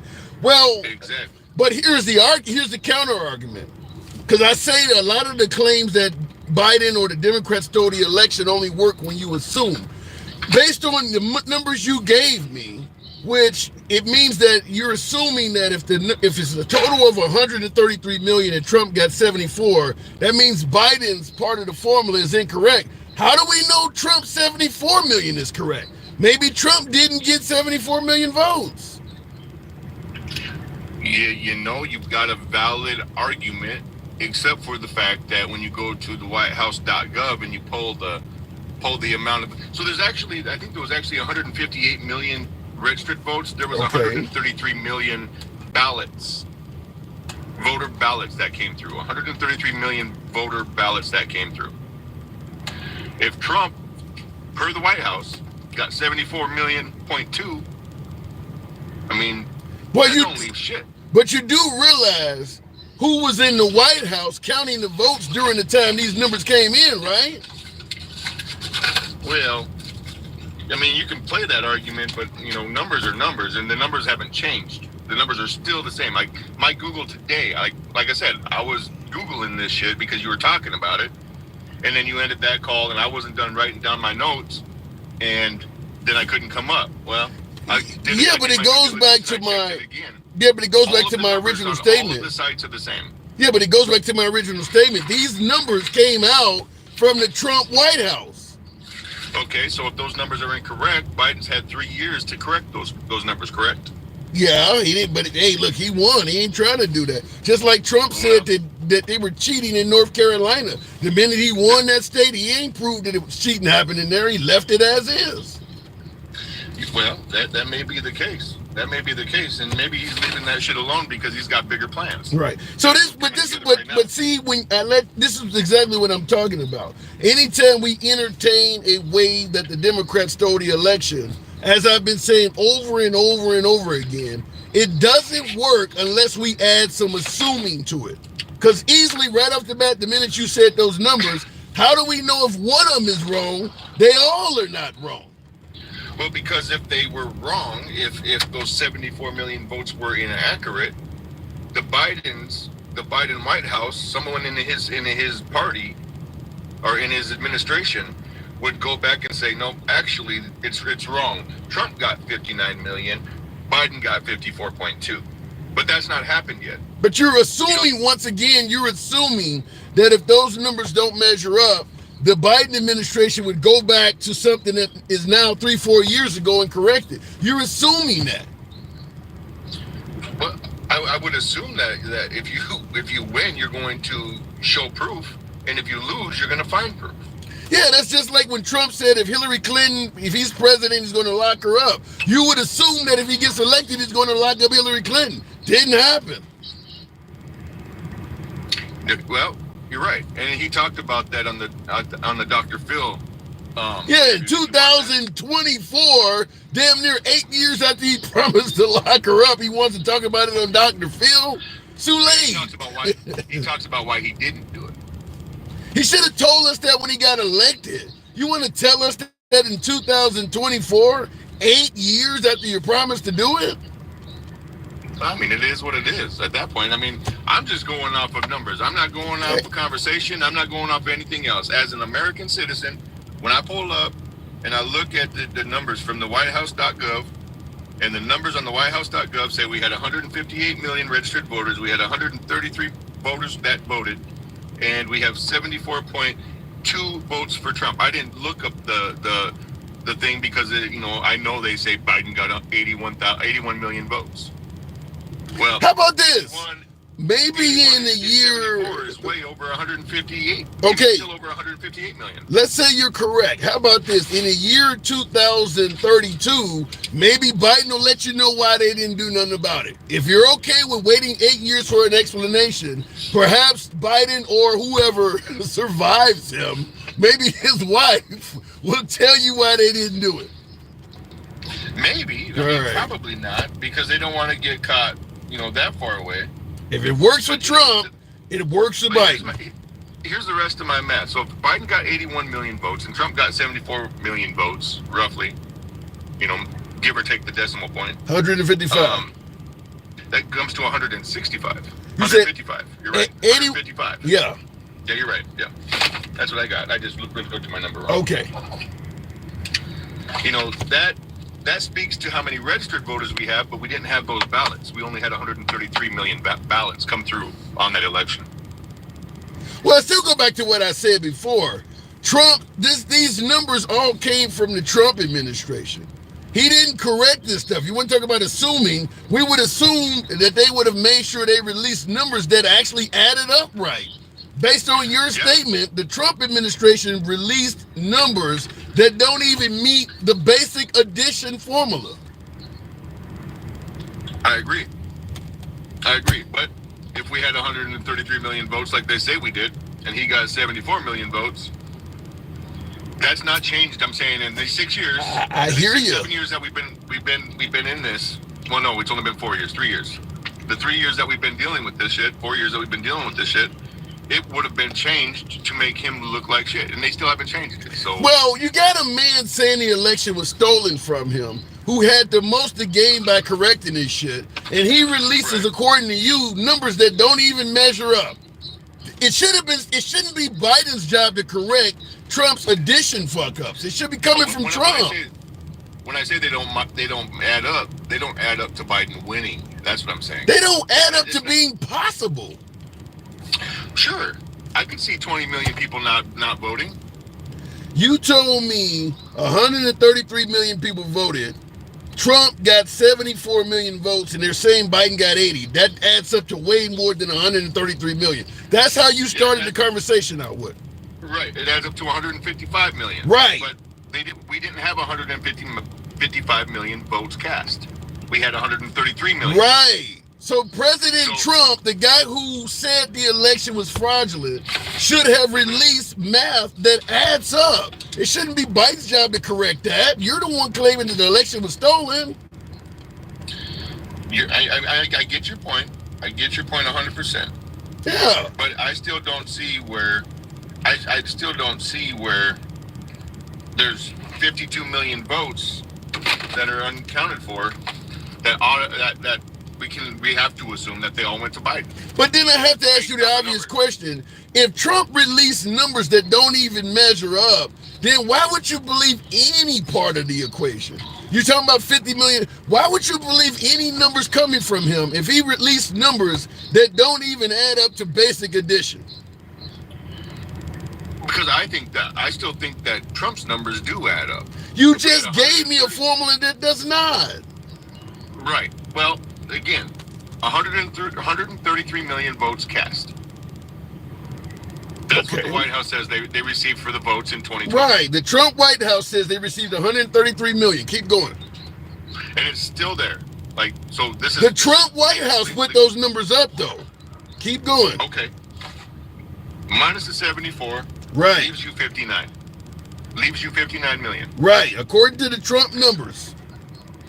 Where is the other 22 million votes? Well, the Trump White House is the one that said Biden got 80 million votes. That all of the votes were tallied when Biden was a citizen. You got to go to the Trump administration and ask them, why are your numbers all over the damn place? Because they're showing you that 22?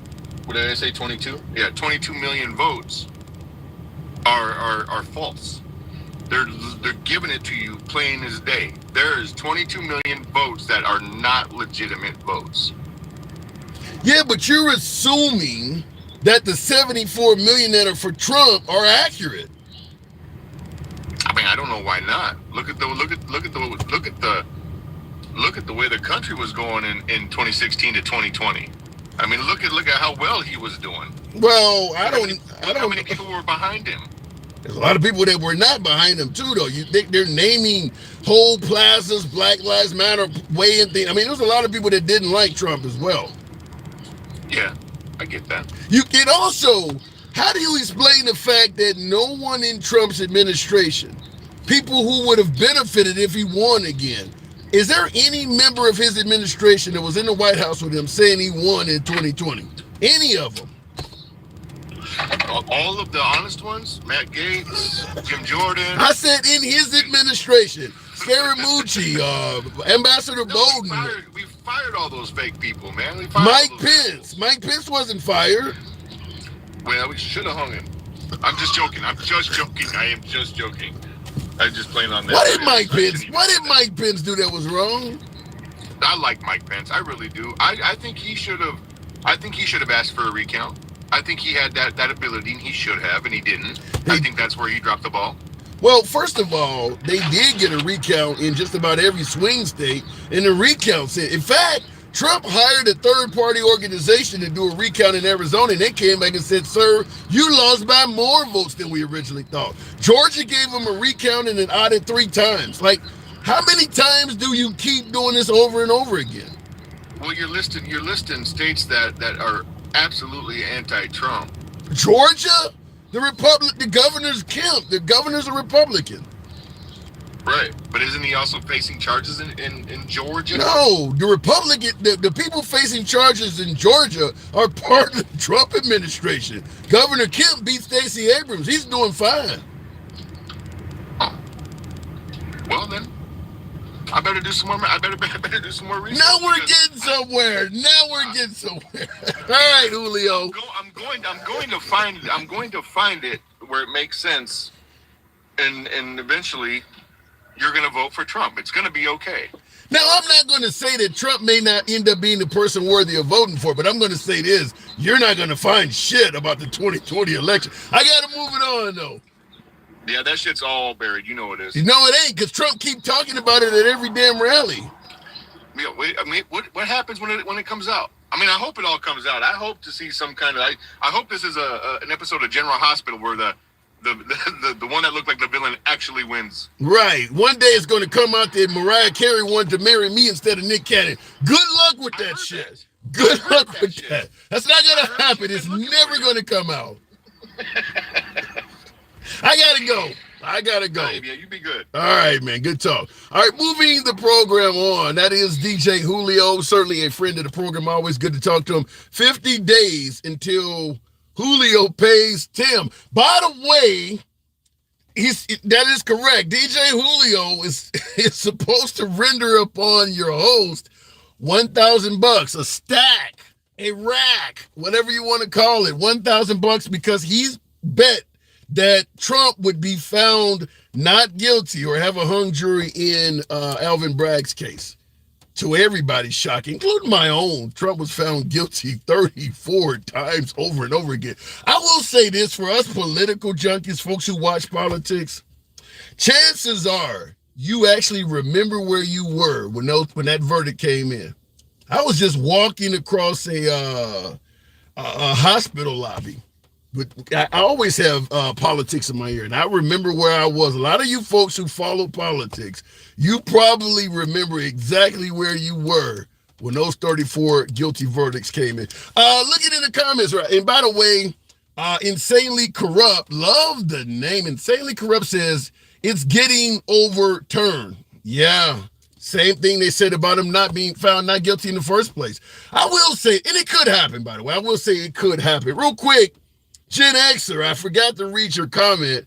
Gen Xer super chat. Thank you, Gen X, by the way. Thank you. Says, if women controlled the nation, we'd be nuking.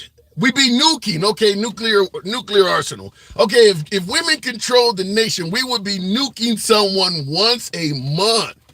PMS would stand for the premenstrual strike. Ew.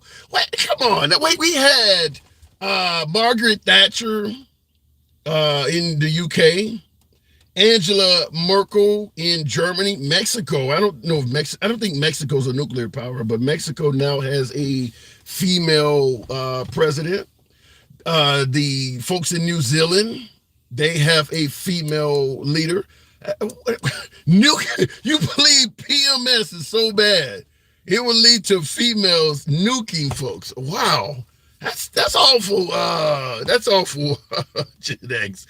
Gen X is also a friend of the program. He too is MAGA. Big Rooster Show. Thank you. Get Julio out of there.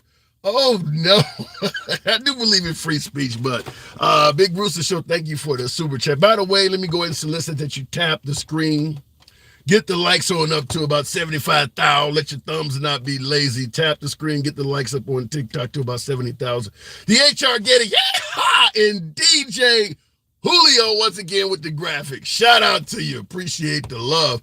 And on YouTube, feel free to smash that like button. The top three dots in your upper corner of your screen gives you access to the like button. Get the likes up to about 65. We can make it happen if you enjoy civilized dialogue from both sides of the aisle. After all, we go left of Bernie Sanders to him having dinner with QAnon. You are in the right place. We don't block, ban, or censor anyone. 1 p.m. Central weekdays is when we're here, 1,300 hours. We are MAGA friendly. Been that way since day one, always will be. But liberals are welcome as well. Going back to the box, we'll continue on with Dencal, the subscriber.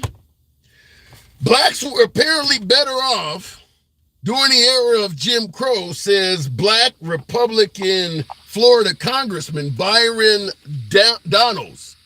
Good afternoon, Dencal. What say you? Man, that's that's such a silly statement that he made. It's kind of hard to, personally, I believe that he actually believes that. I don't believe, like you said, you think it's a play to Donald Trump. I didn't say that it gets it, but I suppose it's possible because he is a lightweight for the VP spot. I don't think he has a chance, but it is circulating that they have began to vet him. So he is a lightweight. Right, but how would that endear him to Trump? It's not about the people around him. It's about Trump. And how would him saying that black families were better off during Jim Crow, how do you think that would endear him to Trump? I don't have a clue. I didn't say that, by the way. One of my guests there. I don't know why Trump would favor somebody suggesting that black people were better off in in bondage, damn near, and under oppression.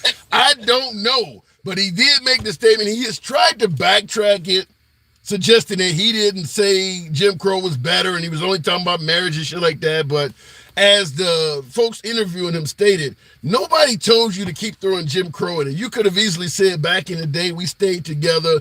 Back in the day marriages lasted longer. You didn't have to keep throwing up fucking Jim Crow. You did that on your own. That ain't the media. That came out of your mouth. So that's beyond me. That's why I believe he believes that himself, because he was saying it so matter of factly, and now he's surprised by the pushback. I believe he thinks that. Wow. What would that say about a man that thinks that his own people were better off in bondage or under oppressive laws? Well, I think it depends on his upbringing. The people he converses with, his political ideology. This man is a successful national congressman with an elite education, and he's in an interracial marriage. None of that shit's possible. Why the hell would he believe that we were better off during the time when his whole life would not be possible? Well, he might be an elite, but you got to understand, if he was brought up around people in a society that believes that, he is going to rub off on you. It doesn't matter if he didn't become a firebrand until he started making these ignorant statements. So he was brought up around racists. He sounds like Samuel L. Jackson in Django, the character you're painting. Like he truly is a real Sambo. Right, and one of your other guests got on there talking about, I don't know about him, but I like that other guy, Tim Scott. Well, has Tim Scott said anything this bad though? Look, Tim Scott gets up there every day doing his buck dance, bro. Every day, every time he gets up there and is defending Trump on everything. Hey, it's comical. I will give Tim Scott credit. Early during Trump's career, he tweeted out a video of somebody yelling white power. Now, Trump claims he didn't hear it, and it's like the only thing the dude is really said on the damn video, and he's yelling it out. But Trump claims he didn't hear it and didn't explain why would you tweet out a guy yelling white power to begin with. But to Tim Scott's credit, he made a big fuss about it and actually asked Trump to take it down. Now, Trump never apologized, as always, but he did remove the video. So Tim Scott seemed like he might be a little bit better than Byron Donalds here. Yeah, and to your other, I think it was DJ Julio who was saying he went and looked up these numbers from the White House and everything. I just wanted to say what he's saying from the other side, from the other perspective. Okay. I looked up the numbers, and it shows that Biden got 84 million. Right. Well, what he is saying is that if there was 133 million votes cast and Trump received 74.2 million, there is not enough mathematically for Biden's numbers to be accurate.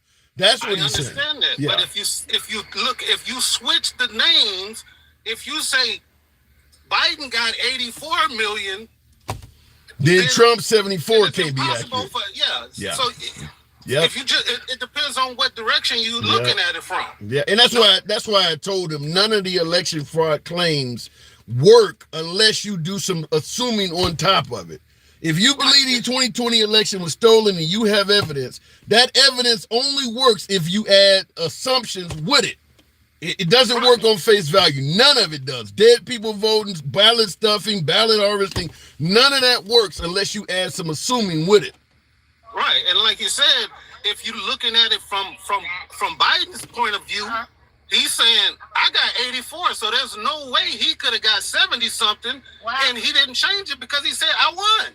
Yeah. Listen, as I told him, the numbers were released by Trump. So if the numbers are bullshit, you got to go back to the source where he said, well, Biden's in office, why didn't he correct them? Fact is, why the hell did he receive bad numbers to begin with?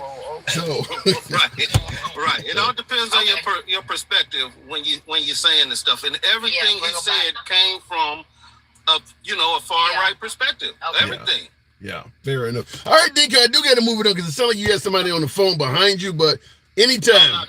One more thing I had to ask: did you ever get a chance to Google right quick? No, I did not. I was busy after work yesterday. I didn't get a chance to, but those 3 items I do have written down. I certainly will be looking into them. What was the community service? You used a legal term. What was that again? Dissent decree. Yeah, dissent decree. All right, I will look into it. That is a absolute plan that I want to get. I just was busy after work yesterday, but I mean, not dissent, it's consent. Consent decree. Consent decree, and that is because Trump was found liable to not be renting apartments to black folks, and they basically did it as a community service of sorts, where he started doing for black people in New York to make up for the fact that he was not renting to them earlier. Right, and it was not found liable because it's like a plea. Yeah. So where you don't claim innocence or guilt, right. You just decide to do these things to get the stuff off the record. So yeah. All right, I will look it up before I say it openly on the program. I'll leave it in the allegation stage, but I am very interested in that. I'll move it on, Cal. Thank you for the information. Peace. Anytime. All right, looking in the comments, by the way, tap the screen. We can get up to about 85,000. Still about 700 plus of you in here.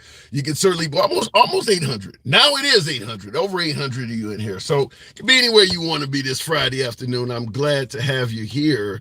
Bad Boys 4. So this Friday afternoon, or maybe Friday, probably tomorrow, I'll be going to see that with Will Smith, Mr. Slap himself, and Martin Lawrence.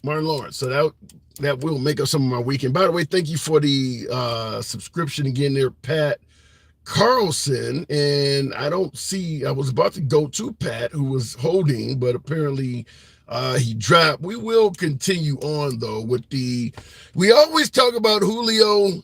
A lot of folks have an issue with Julio. Well, let's go to the other side of the aisle with another friend of the program, the one and only Moo. The Tuxedo Cat. Good afternoon, Moo. What's up, man? Hey. What's going on? I'm just hanging like Jesse Jackson at a clan meeting. So what I want to ask you is, I'm hearing that blacks were better off during Jim Crow. What say you? I mean, so that is what they believe, right? That is what they believe. And I've come on here and I've told you what MAGA is about, right? They're a fake populist party. They want to take you back to when women couldn't vote, right? You have a self-admitted MAGA there who says they're better off when women couldn't vote. So sound like kind of like two. Huh? Almost sound like two of them said it. When I come on here, I'm not just saying these things, right? I'm bringing receipts from the viewers that are on your show, right? Yep. I'm not just making this shit up. The people that come on your show who are MAGA are saying these things to you guys in person. So I'm not coming from my feelings. I don't believe anything like that, right? They're legitimately telling you these things live. But let me ask you this, and I do agree some folks say things that are extreme, but do you believe that if MAGA had a MAGA world, let's say for instance Trump got in, had a super majority, do you believe they would actually seriously try to take away women's right to vote? So here's the thing, my dude, right? I'm going to take this from the standpoint that Trump wants to be a dictator because he said on day one he wants to be a dictator, okay? So I'm going to take him at his word, okay? So if you're doing that, right, like I always say, you need the support of the military, okay? You can't become a dictator unless you have the support of the military. True. And if you do have the support of the military, you can very easily get the Senate and the Congress escorted out of the door. Wow. You don't need them anymore. Do you think he's capable of that? Dictator, right? You think he's capable of that, using the military for something? My dude, I'm not thinking anything, right? That's what a dictator would have to do, because if you're going to be a dictator, you cannot have checks against you. That's not dictatorship. So yeah, when you say I'm going to be a dictator in America, that means you need to get rid of the checks upon your office, right? Because checks and balances don't exist in a dictatorship, right? So that's what he's saying. Whether he's smart enough to know that shit or not, that's not my fucking problem. This dude's a grown man. He shouldn't be going around saying shit if he doesn't understand. I gotta agree with you. Or he meant it like this, or he meant it like that. I don't give a fuck what you think he meant. That's what he said. He's like 100-year-old man. Yeah, I gotta agree with you from a standpoint of, you know, if Obama says they're going to spread the wealth around, folks hold him accountable for making a statement like that, even though there's no way he can spread the wealth around. If Trump says something wild, I mean, the reason they tell you you're better off, you know, wow. So constantly MAGA is having to defend against the racist things that people in their party are saying. Well, why do you think it is all the time that they have to gaslight you and say, well, he meant it this way, he meant it that way, they're not really racist? Well, yeah, they're constantly having to defend themselves because they're constantly saying racist and fascist things. I mean, it's simple. But this came from, but Moo, wait a minute, Moo, this came from a black man. You think the black man is racist? Bro, I mean, yeah, come on, dude. Are you telling me that there's no racist black men against their own race? Why do people call you Uncle Ruckus all the time, dude? All right, you got it. All right, damn, you twisted my arm around. And I do get called that shit all the time. Uncle Ruckus, Sambo, Uncle Tom. So yeah, I do get it. Hello. Hi, chat. Sorry, man. Everybody's saying hi to me. I just want to say hi. You always drive him wild, man. You do always drive him wild. So I know. Why does YouTube have so much MAGA on there, man? Why you know, because I love my MAGA as well. It's a MAGA-friendly program. Dude, they're all over on YouTube, huh? They're probably listening to those English guys who like to focus on how video game women aren't sexy anymore, right? And how M&Ms don't wear heels anymore and shit, right? They're all angry and selled up and shit. Well, let me tell you, my audience on TikTok used to be mostly MAGA as well before I used to even be on YouTube, until when the economy in the country started getting a little bit better off, I stopped hammering Biden as much. But earlier in Biden's career, I was all over. My audience was really hardcore MAGA, even on TikTok. But yeah, let me tell you something fun. I'll tell you something funny, man. You know what's really funny, right? Like, you have Tim Scott, a dude who's definitely in the closet, right? He came out against contraception. My dude, you don't even need to use contraception, right? You voted against the bill.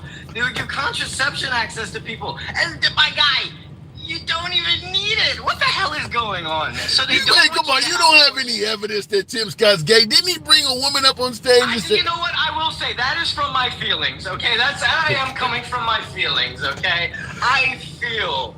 I mean, oh God, I feel. So you feel Tim? Really want to feel. You feel Tim Scott is gay. Closet, and by the way, Kitty, thank you for the hat and mustache. The traditional is meant for you. Appreciate it. So Tim Scott, at least he did speak out when Trump sent out the white power video. Can we give Tim Scott a little bit of love?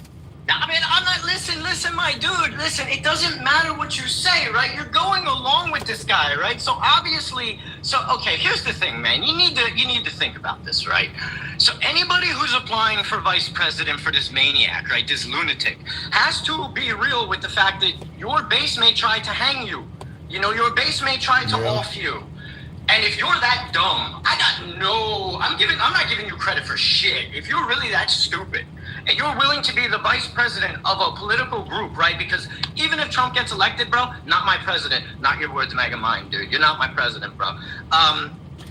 But listen to this. I want you to. This is my president, right? I want you to hear this. This is in caps. This is crazy. I'll let you take it any way you want, but it's probably something you'd probably agree with. On YouTube, Bill says Tim Scott and Byron Donalds and Clarence Thomas must unzip their black skin when they go home after work. All three of them are married to white women. Unzip. I mean, I don't look now. I understand where that person's coming from, and I'm not going to agree or disagree with them honestly, because it's very easy to attack those people, because a better way of going about it is these people are taking massive bribes on the side, right? Our Supreme Court justices are taking bribes from corporations, and they are not ruling in our favor because they are bribed, and it's legal bribery, right? But this needs to be taken care of, my dude. You cannot have a fair Supreme Court that is taking political contributions, private contributions from business interests. That's a huge no-no. So to be honest with you, my dudes on YouTube, you need to have a bigger problem with that and stay away from you don't need to attack them in that way, because there are legitimate ways that they are corrupted. And if you are not a politician taking corporate political campaigns, you can attack these people where they actually hurt, right? Because they all take corporate donations. So that's what you really need to focus on. Yeah. Well, I will say, because that is kind of what they focused on with the Alvin Bragg judge in New York with the 34 charges. They were talking about the judge's daughter is a big Democratic donor and making money. They hammered the judge in New York, but they're overlooking all the stuff you're talking about. But wait, is she donating from a business or personal donations? Because personal donations from private citizens is perfectly fine. You donate, I donate, that's okay.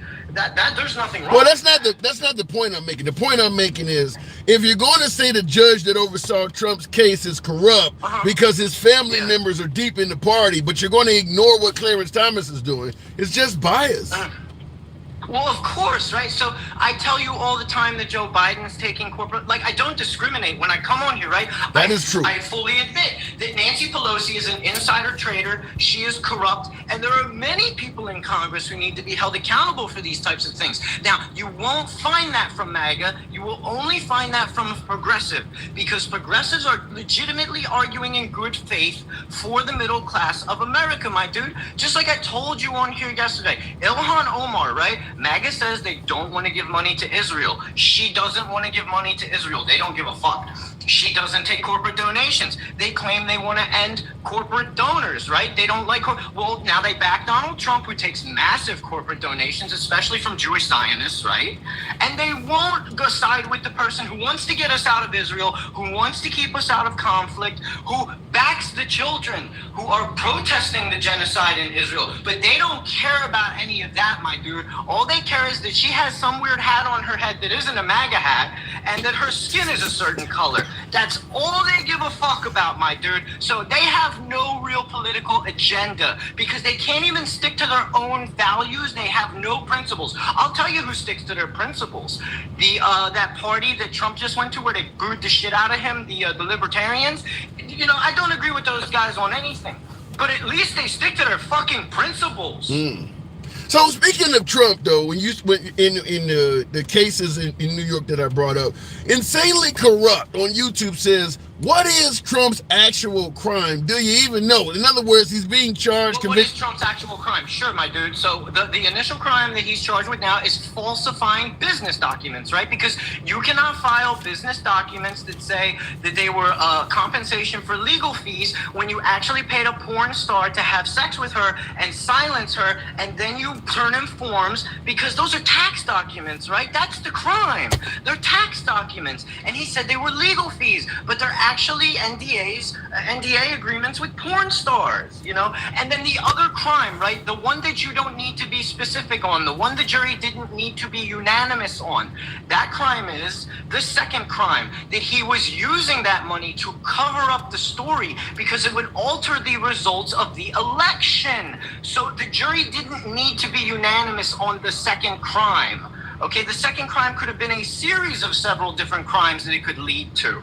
All right? So that's how the law fucking works, right? But try to go over that with MAGA. You're not going to get good faith arguments where they legitimately try to understand the law of New York City, right? Because again, you've had them come on here. They've said, I've never been involved in politics. I just like Donald Trump. I saw Donald Trump on Apprentice, and I was like, damn, he should be president. He fires everybody. And there you have it, man. That's MAGA in a nutshell for you, Mike. I want to ask something real quick. Somebody's suggesting that somebody is doxing you. What? I'm not savvy. What the hell does doxing mean? D-O-X-I-N. So doxing means when you give the location of someone's on the internet to get them swatted, right? You have the police come to their house or some shit like that. It happens to Twitch streamers all the time. Okay, well, if I see that the person they stated, they got to go. I don't see it happening, but yeah, that we're not going to tolerate. You can't dox me. First of all, I'm on a VPN, so it doesn't matter. They're not going to dox. All right, then we'll leave it at that. Moo, I got to move it on. Anytime you're going, listen, you are a progressive in an environment that has everybody, so you're willing to take it. They're going to dish it out. That's how it works. But I always appreciate you coming on. That's fine. All right. Appreciate you coming on. Thank you. Have a good one, my dear. You too. There goes. Looking in the comments, why Moo hiding? Well, shit. You're going to ask why is he hiding? Right after somebody just admitted that they're in their fucking doxing him? Maybe he has a good reason. So we'll leave it at that. I mean, so why is he hiding? Why are they looking for him, damn it? Looking in the comments, great job, Moo. Moo, you are my people. People are weird. Yeah, some people, listen, that is a challenge. I do believe in having a civilized dialogue from all sides of the aisle. Some people don't want to hear adverse opinions. Doxing, trying to harm people, some people don't like to hear adverse opinions. I'd appreciate folks who do not favor hearing adverse opinions tune this shit out. There are plenty of places you can go on social media where everybody talks like you. Everybody agree. Every liberal in there is bashing Trump. Or everybody in the program has a red hat on and they think liberals are the worst thing that could happen to America. Go to one of those programs. This is about free speech. This is about letting everybody speak. I get it. Everybody don't believe everybody should be able to speak freely. You might think the other side that thinks different from you is a total idiot, that they're unpatriotic, that they're trying to destroy America. Then go around people who are meeting your idea of patriotism. This is just not the place to be. We're only one spot on your entire social media dial. Just bounce, as they would say. Go to other places. I am totally willing to lose viewers that don't support free speech, that don't support an opposing opinion. I am willing to lose them if it's all of you, because I am that much of a fan of free speech. I'll sit here and talk to my damn self if I have to, as opposed to limiting the opinions of others. That's not what we do here. So just move on. It's that simple. Looking in the program, though, by the way, tap the screen. 900 plus of you in here. Get your boy up to 100,000. We can make that happen. Tammy Green, thank you for the heart. Also, thank you for the other one. Definitely saw both of those. Sometimes when you get deep in conversation, I hate not noticing the few that support the program, but sometimes somebody is deep in thought and I don't want to interrupt them by thanking someone. And my old aged mind can tend to forget it once it's happened. We'll continue on. Insanely Corrupt says he lied, referring to my last caller. He lied, charged for lying about property value. That's the different case, Insanely Corrupt. That's the Letitia James case. That was not a crime. That is what Trump ended up, that's part of that whole $335 million. If I'm correct, maybe you can let me know and correct me where you think I'm getting it wrong, but the Trump lying about property values, evaluating and devaluating his properties, that's part of that Letitia James lawsuit that he lost and was ordered to pay $335 million for. That has nothing to do with Alvin Bragg or Michael Cohen and Stormy Daniels and all. That's a different case. It's weird because there's so many cases, it's easy to get all this shit tied into each other. Thank God Trump did not testify, even though he and his lawyer, what is her name, Elena Hobbit, consistently stated, yeah, he's going to testify. Thank God he didn't, because you're talking about the confusing the cases now. If Trump testifies in any of his cases, all of this other shit from previous cases can be brought up.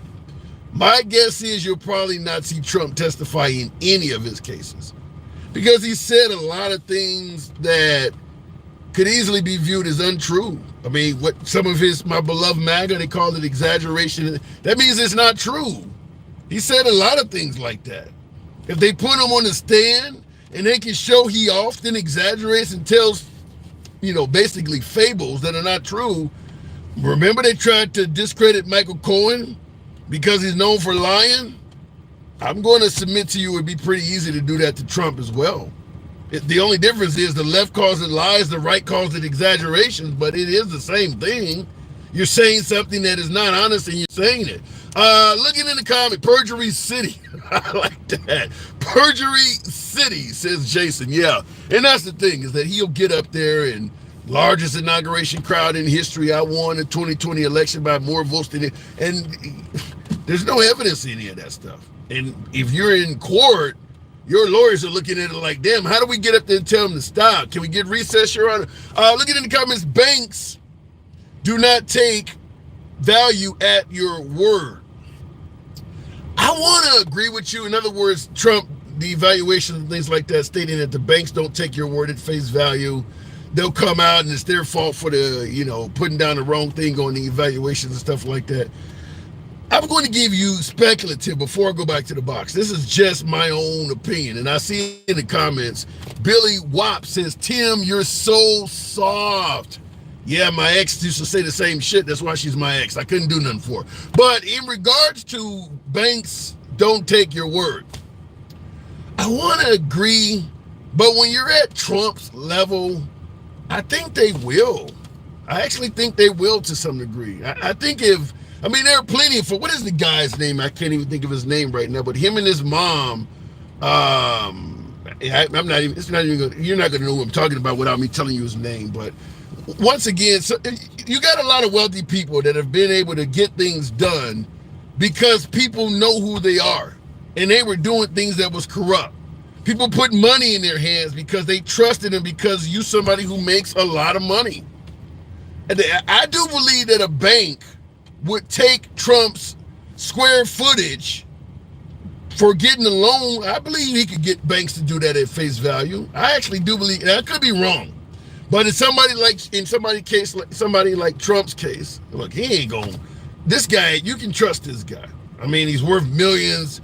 He just needs to get a few $1 million for a loan for some other project he's doing. Just send him the money. I do believe that could happen. Maybe I'm completely wrong, but when you're talking about Trump in the 80s and 90s, I mean, he was New York City. I don't think the banks would heavily scrutinize things he say. I do believe he could get a loan like that.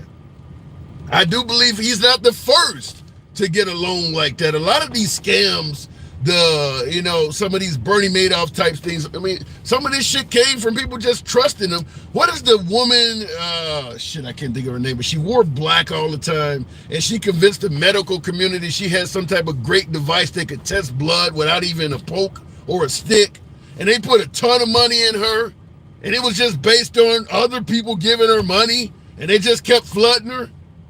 Yeah, I think banks will take somebody's word if you're high enough up. And Trump was as high as they come. I believe that. Looking in the comments, if you are lending millions, you won't look first as insanely corrupt. Depends on who's coming for it. Let's say someone like Michael Jordan. Michael Jordan's worth $3 billion.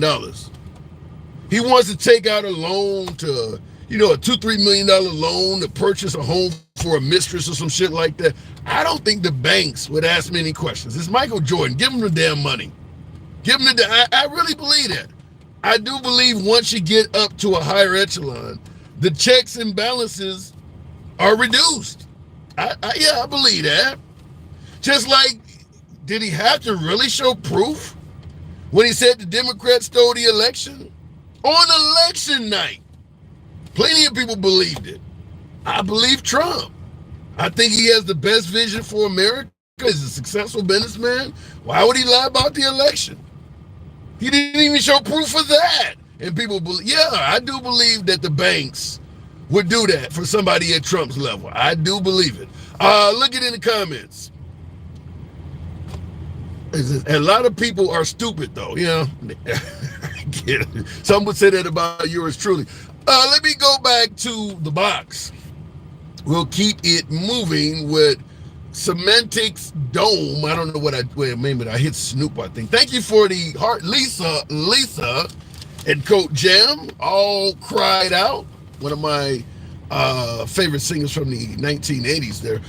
From Full Force Indies? Was that who they ran? Was that who discovered her? And Samantha Fox, I want to have some fun. Snoop, good afternoon. How you doing? I'm doing good.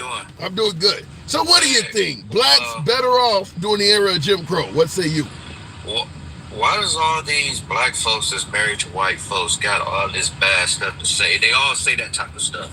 Candace Owens, him, Tim Scott. It just goes on and on. I get it. You pander to your base. You're trying to make that money. I get it.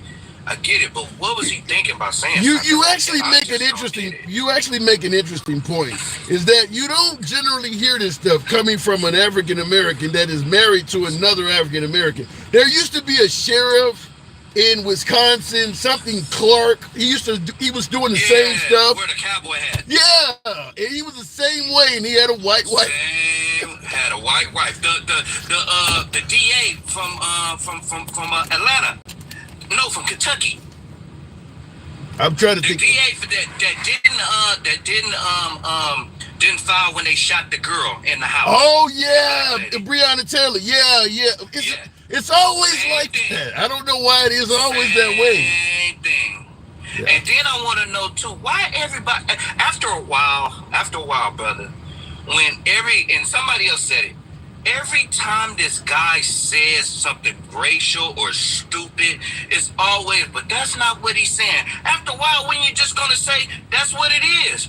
When you're getting cheated on and your girl keep telling you, nah, I'm going to change. After a while, you're going to be like, nah, you a cheater.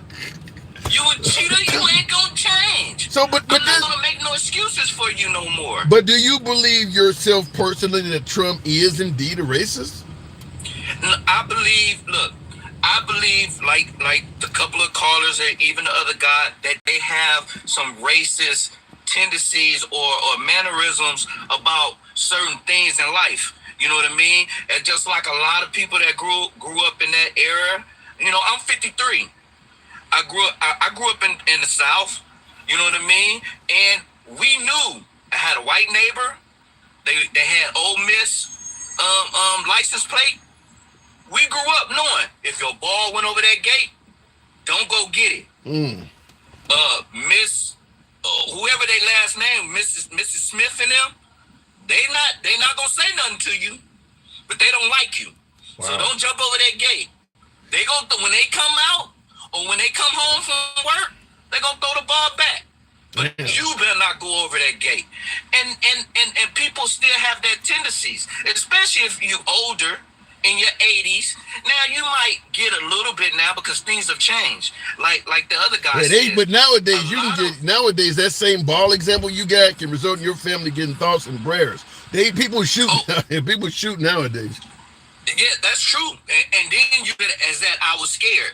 Like the guy that made the wrong turn into the wrong guy's driveway, and he just knocked on the door, going to pick up his brother or something. Shot him through the door. But it also happened to a white girl too, so I can't sit here and say it's just a black thing. You know what I mean? It's just that's the way society is. People shoot. The fuck around and find out crowd has expanded. It used to be, growing up on the south side of Chicago, because there's two phrases: fuck around and find out.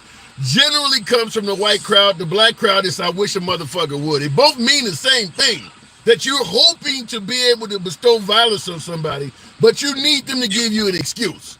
Or go ahead and make my day. You sitting around waiting to use the gun just to sit here and say, oh, I was scared. But nowadays, especially because I'm in California now, there is no stand your ground law here. Even if you shoot somebody, breaking into your car, you will get you getting convicted for something.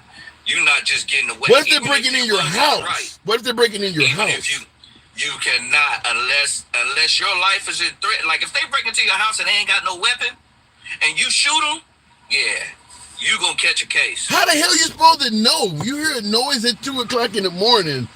Hey, are you armed? Speak out. How does that work? you're gonna catch a case. You're gonna catch a case. Yeah, that's wrong. That California, maybe that's a little bit too far to the left, because you in my house, you can get it. Yeah, nah. Not unless they have a pistol. If they have a pistol, you don't. But what? So somebody break in your house with a knife. Somebody breaking your, it might just be somebody that's stronger than your ass, or somebody breaking your house. The knife might be in their waist or something like that. I mean, what are you supposed to do? Let me see your hands like you're a cop? That's right. No, it's sad. That's why I sit here and I go, I don't even know why you even want to have a gun in California, because anywhere it go, not unless you got money, then you can pay for the lawyer. You might not really get a lot of time. You might get probation or something like that. You know what I mean? But yeah, the laws is different out here. And that's why, because your governor Gavin Newsom, that's why a lot of Republicans say America would go to shit if you put him in office. Because but it was before him though. These laws that are in effect would happen when, I think it was when Reagan, when the I don't think it was Reagan was. It wasn't Reagan. When Reagan was governor, when the Black Panthers, when they went to Sacramento. And they had the guns, and we used to have gun rights here. And then when they took them away because of the Negroes. Yeah, because of the Black Panthers went up there, and they came up there with their guns. And this was like before the Ross riots and all that. So the Ross riots is in '65. So it was like after that they took all their guns. You gonna decline that trip? What? You gonna decline that trip? Okay. I make videos. But yeah, man, I just don't understand. After a while, we just gotta hold the man to his word. Anybody to their word. You know what I mean? It's just getting ridiculous. Just like the guy that keeps saying that Trump is the guy with the mullet that was on Soul Train. That wasn't Trump. I hear that all the time. I've never seen the video footage of that. Trump being on Soul Train.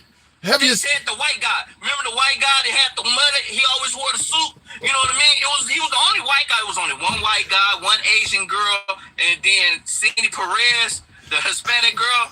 You know what I mean? So they keep trying to say that the white guy. I was like, bro, I don't know why that guy from down south keeps saying that. He a little country guy. He older guy. I'm like, why you keep saying that was Trump? If bro? Trump was on Soul Train, Trump would be telling you that, because that would resonate with the black community, the older folks. Trump was not on Soul Train. And why do they think because you a felon, we gotta relate to you? We don't want to hang around with felons. We don't want to hang around with felons even though I'm a felon. I'm gonna keep it 100. I'm a felon. I didn't change my life around, but I don't want to hang out with other felons. Yeah, you know what I mean? That's insulting. Because insulting. If you're crooked, and at that time I was doing wrong things. So if I'm wrong and you doing wrong things right now, why would I want to hang out with you? I can't do nothing around you. But wait a minute though. The charges against Trump were allegedly fabricated. He didn't do anything wrong. They made it up. It's all political. Hey, it's stuff that happened to us all day.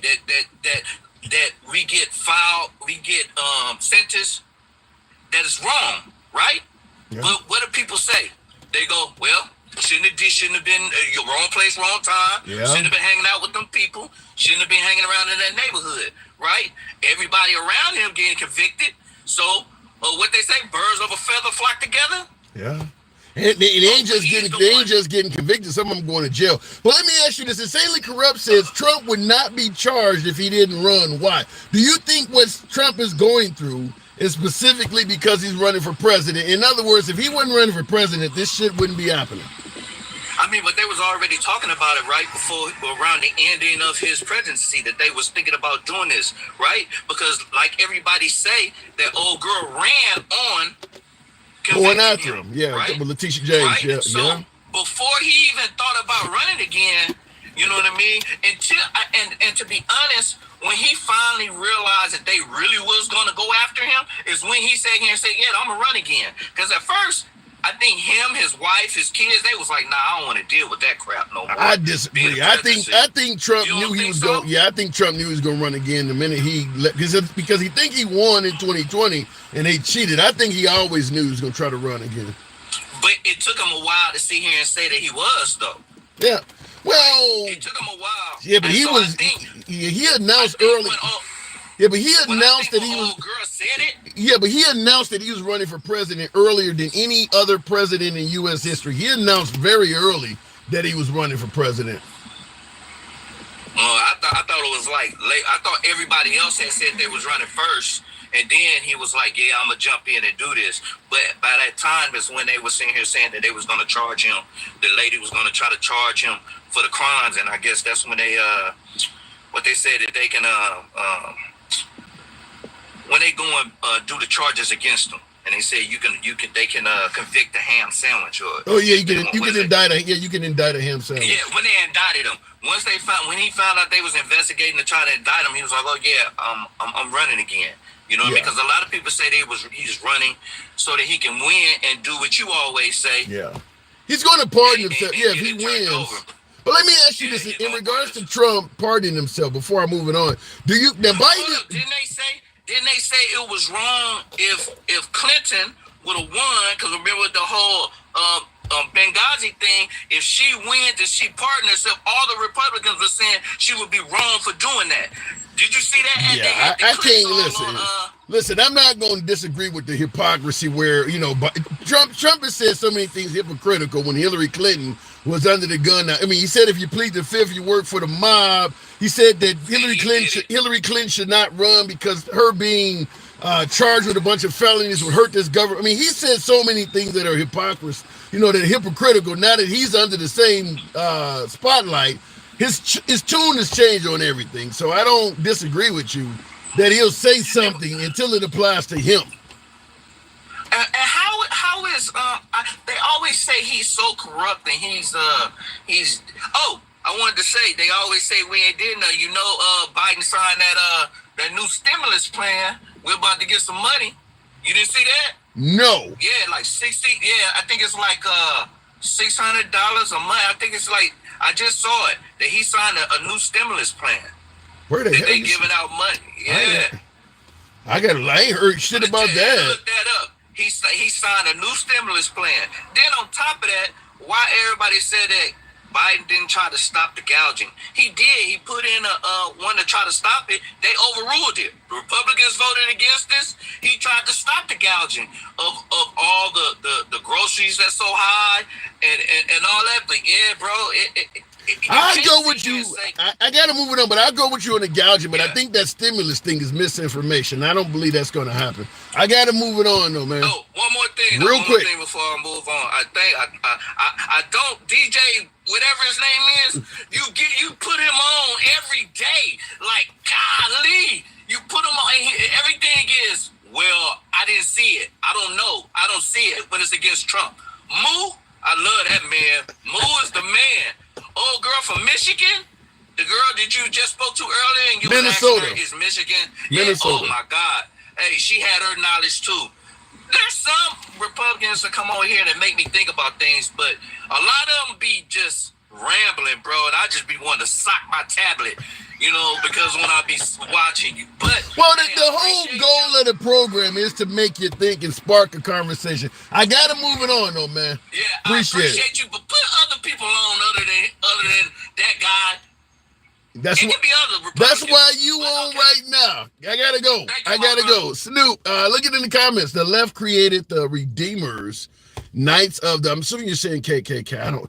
Let me just say something real quick in regards to, and that's Rep 8319. You got accused of doxing, man. So let me just because I consider Rep. You're in the comments often. I consider you to be a friend of the program. So the doxing thing, just want to point that out. But let me just say this. In regards to the Democrats and the KKK and slavery and all that shit, I'm not going to disagree with you that the Democrats created and was founded in some racist shit going back in the day. I just want to point out something, though. When they were doing that, the Democrats were called conservatives. When the Republicans were in favor of freeing slaves, they were called progressives. Just look it up. They'll tell you the Democrats was for this shit and the Republicans were black.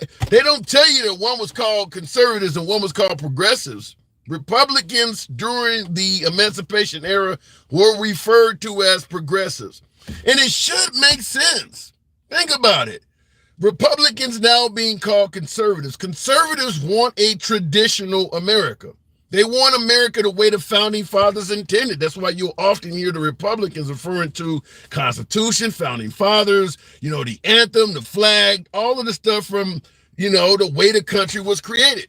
The liberals in modern times, the Democrats in modern time, they're always pushing the envelope. They want to legalize marijuana. They are fans to the LGBT community, everything from gay marriage to allowing people to transition.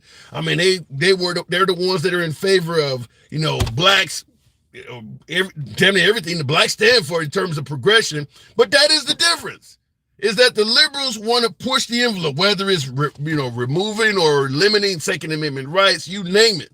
The Republicans want to keep things the way they were. That is why the conservatives are the ones that would have been pro-slavery. They were Democrats, though, but they were Democratic conservatives. Ending slavery after it's been the law of the land for 100 years, that's a progressive idea. That's evolution. That's what the progressives are about, is pushing the envelope, making changes. The only difference is now the progressives identify with the Democrats. Back then, they identified with the Republican Party. Biden voters hate the U.S. Most will even admit it. Foster, appreciate the super chat, and I'll get to yours, insanely corrupt. But in regards to the Biden supporters hating the U.S. and admitting it, I think the opinion of what constitutes as hating America varies from person to person. You got a lot of folks, Black Lives Matter. You got a lot of LGBT folks saying some awful things about America. But so does Trump. Trump talks about us being a laughing stock. He talks about different cities being shit. Nobody calls Trump and nobody suggests that Trump hates America. Trump says awful shit about the country. The crime in Chicago, Baltimore is a shithole. I mean, the president is sleepy. Half of Congress is nervous and crazy and got little hands. And he's talking. I mean, Trump says all kinds of bad shit about America. You'll never hear a person on the right says he hated it. But then when the liberals get up there and says, well, America's racist or America's what are they calling Biden, genocide, Joe? When the left criticizes America, they hate it. When the right criticizes America, somehow it means they love it. Look. You can take it any way you want, but I'm just going to tell you, it depends on what your definition is for people who hate America, because the right criticizes and says awful things about the country as well. Biden's son is going to jail. Biden should too. You too. I should go to jail? Why should I go to jail? Free speech? Biden voters, wait a minute. And the idea with Trump would not be charged if he didn't run, insanely corrupt. I actually believe some of that. I do believe Trump's charges are politically based. But you just mentioned Biden's son is going to jail. If you believe what is happening to Trump in court is politically based, but you're okay with what's happening to Hunter Biden, you're biased. You're a hypocrite. What is happening to Hunter Biden is 100% politically based.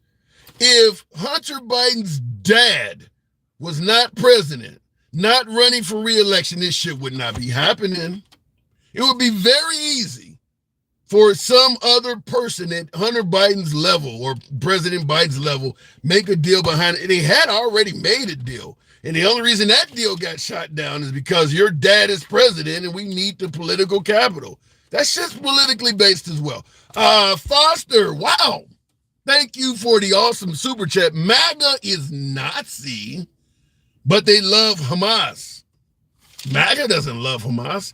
Trump is a dictator, but Biden is using political. Oh, I see you're coming sarcasm and comparing them. So you're saying MAGA is Nazi, but they love Hamas. So I'm assuming you're saying the liberals suggested MAGA's Nazis, but how can they love Hamas? I don't think anybody, left or right, has accused MAGA of loving Hamas. No one.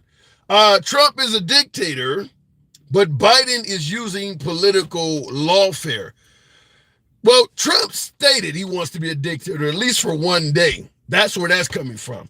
In regards to Biden using political lawfare, That's an accusation that I have yet to see evidence of. Trump says Biden weaponizing the DOJ, and Alvin Bragg, what is the other guy? Jack Smith.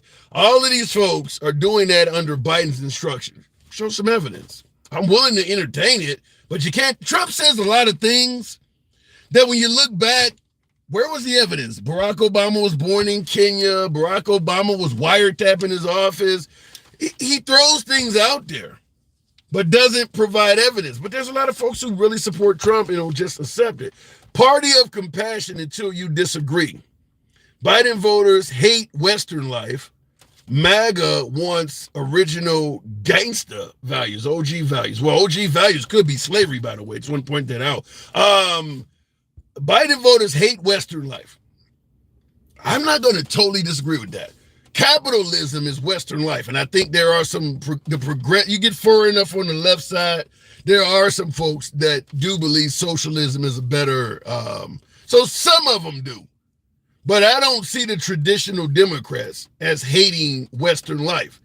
It's the far left, the Bernie Sanders type that would be. Hillary Clinton is a capitalist. That's not a socialist. She's a Democrat. She's the left. It's a big difference in the direction America would go in under Hillary Clinton versus versus Bernie Sanders. So you can't group them all together. Real quick, thank you for the super chat, by the way. Laughing my ass off. If that was Trump's laptop, you would have killed him. Stop the cap. I don't know if they even have a legitimate right to get access to Hunter Biden's laptop. I don't even know if what they found in that laptop violates his privacy or if it can even be used in a court of law. We'll see how that comes out. But I agree with you that if the situation was reversed, Democrats will be running with it. I'm not going to disagree with you there, but a lot of the shit that you're forgiving for President Trump, if the situation was reversed, let's say January 6th happened under Barack Obama. I can guarantee you MAGA would have a different opinion of that shit. Wouldn't be a love fest. They wouldn't be happy with Obama doing an album or a song with the folks. So I want to point out the hypocrisy does exist, but it is on both sides. And I agree with you in the comments saying Hunter Biden is not running for president. I 100% agree with that, but it is still political. Foster says, yeah, I meant libs love Hamas while calling MAGA Nazis. Libs love Hamas, which in itself, I don't think all libs love Hamas, by the way. I think, once again, you're grouping the far left with the traditional Democrat. Nancy Pelosi doesn't love Hamas. Hillary Clinton wouldn't love Hamas.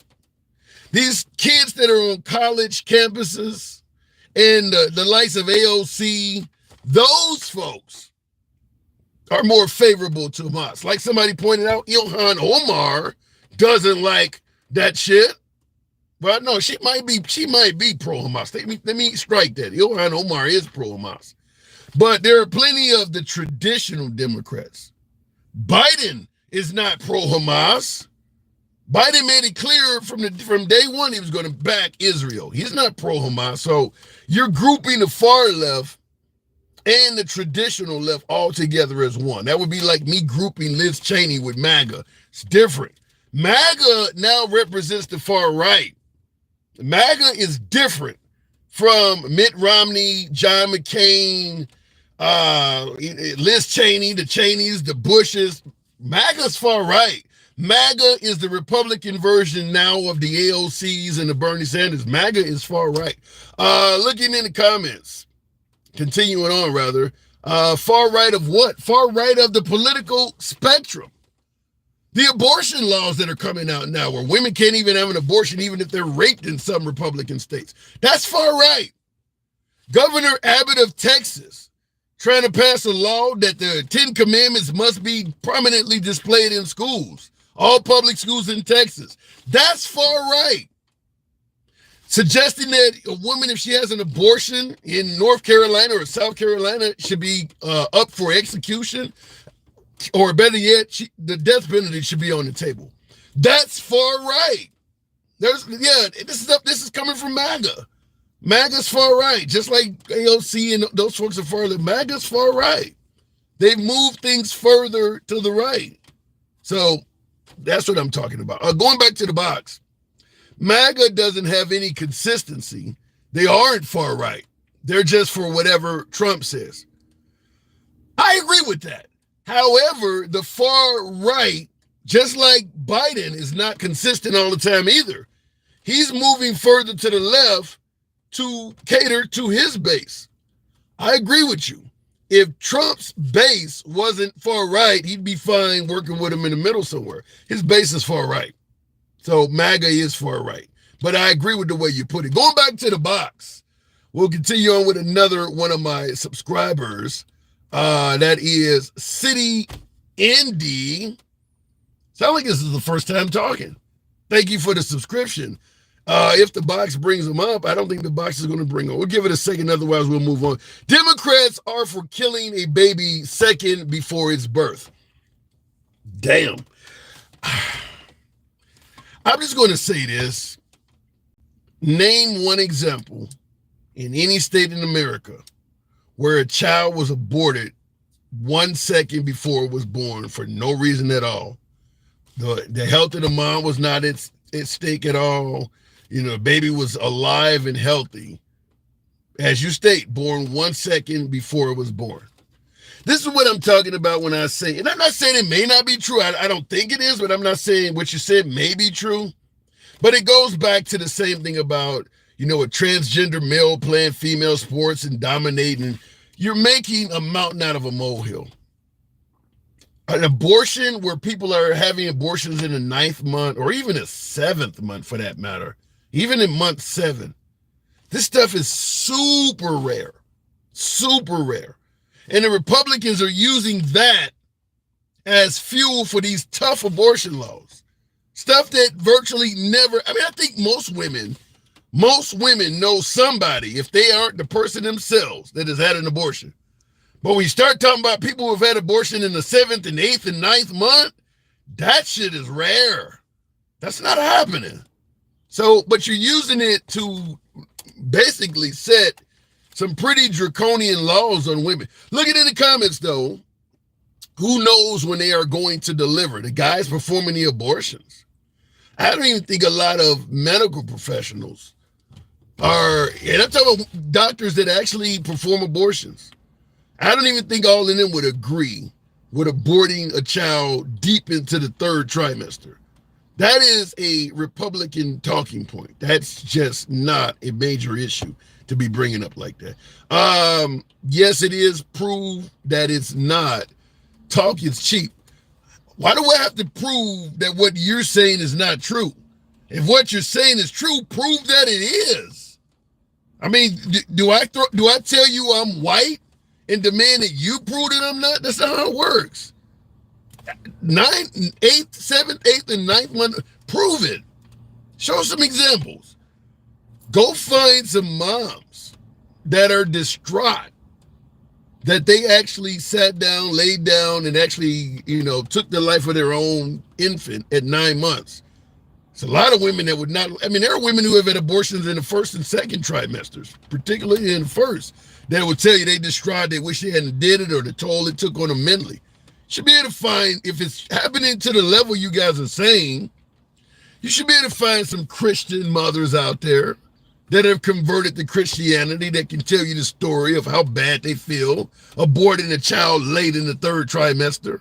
The fact that you can't find any speaks volumes, because they found plenty of them that did it in the 1st trimester to tell you the story of how bad they feel about doing it. Find those 3rd trimester women out there. I don't believe it happens. Tim, how do you find answers for the questions and opinions? Depends on the question, depends on the opinion. Some stuff is very easy, some stuff it takes elements. Sometimes you can't find it. Sometimes the answer or opinion is actually right. What do I say all the time? It's not my program, it's not your program, it's our program. I don't know every damn thing, so I like talking to you folks. Oftentimes you can educate me as well. So sometimes the answers and opinions are actually correct, but I do give it a shot. If it sounds outlandish, I will look into it.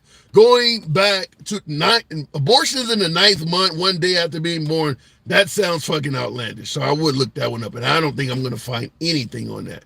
Because if it was happening, the right would be putting the evidence on the table, just like the rapist and murderer thing. Mexico's not sitting their best and brightest. They're sitting next to rapists and murderers. You don't need to look that up. They're going to show you every illegal immigrant that murdered somebody. You don't need to go looking it up. To make their point, they're putting them on TV, and they don't have many of them. Gerald MC. Good afternoon. Welcome to the program at the box. The box is kind of problematic. Real quick, when black people destroy its... Wait a minute. When black people destroy, it's not called insurrection. It's called a violent riot. Gerald, good afternoon. How you doing, Doc? I'm doing good. I'm in the trenches today. We got a Republican, African-American congressman in Florida suggesting that blacks were better off due to the marriage rate, the maintaining of the nuclear family during Jim Crow. And the liberals are going apeshit, but the Republicans ain't really saying nothing. Do the Republicans maybe think we were better off doing Jim Crow? Come here, man. Come on, man. I'm 65 years old. So you came up, you were born during it. A little bit. You were young, but you were born during it. So they were saying, okay, you were better off because the family nucleus was more there. Who destroyed the family nucleus? Who destroyed the family? And then you were pigeonholed into a small area, and this is where you can live. Yeah. You can't go over there. You can't go. So yeah, they were there. They were forced to be there. Yeah. They couldn't expand. They couldn't earn money. They couldn't go in. They couldn't get jobs. And if you had a job, they treated you like crap, and you had to go here. You couldn't even grocery shop. It was that bad. I mean, I had, and I give you the example that sticks out in my mind the most. And I was young when this happened.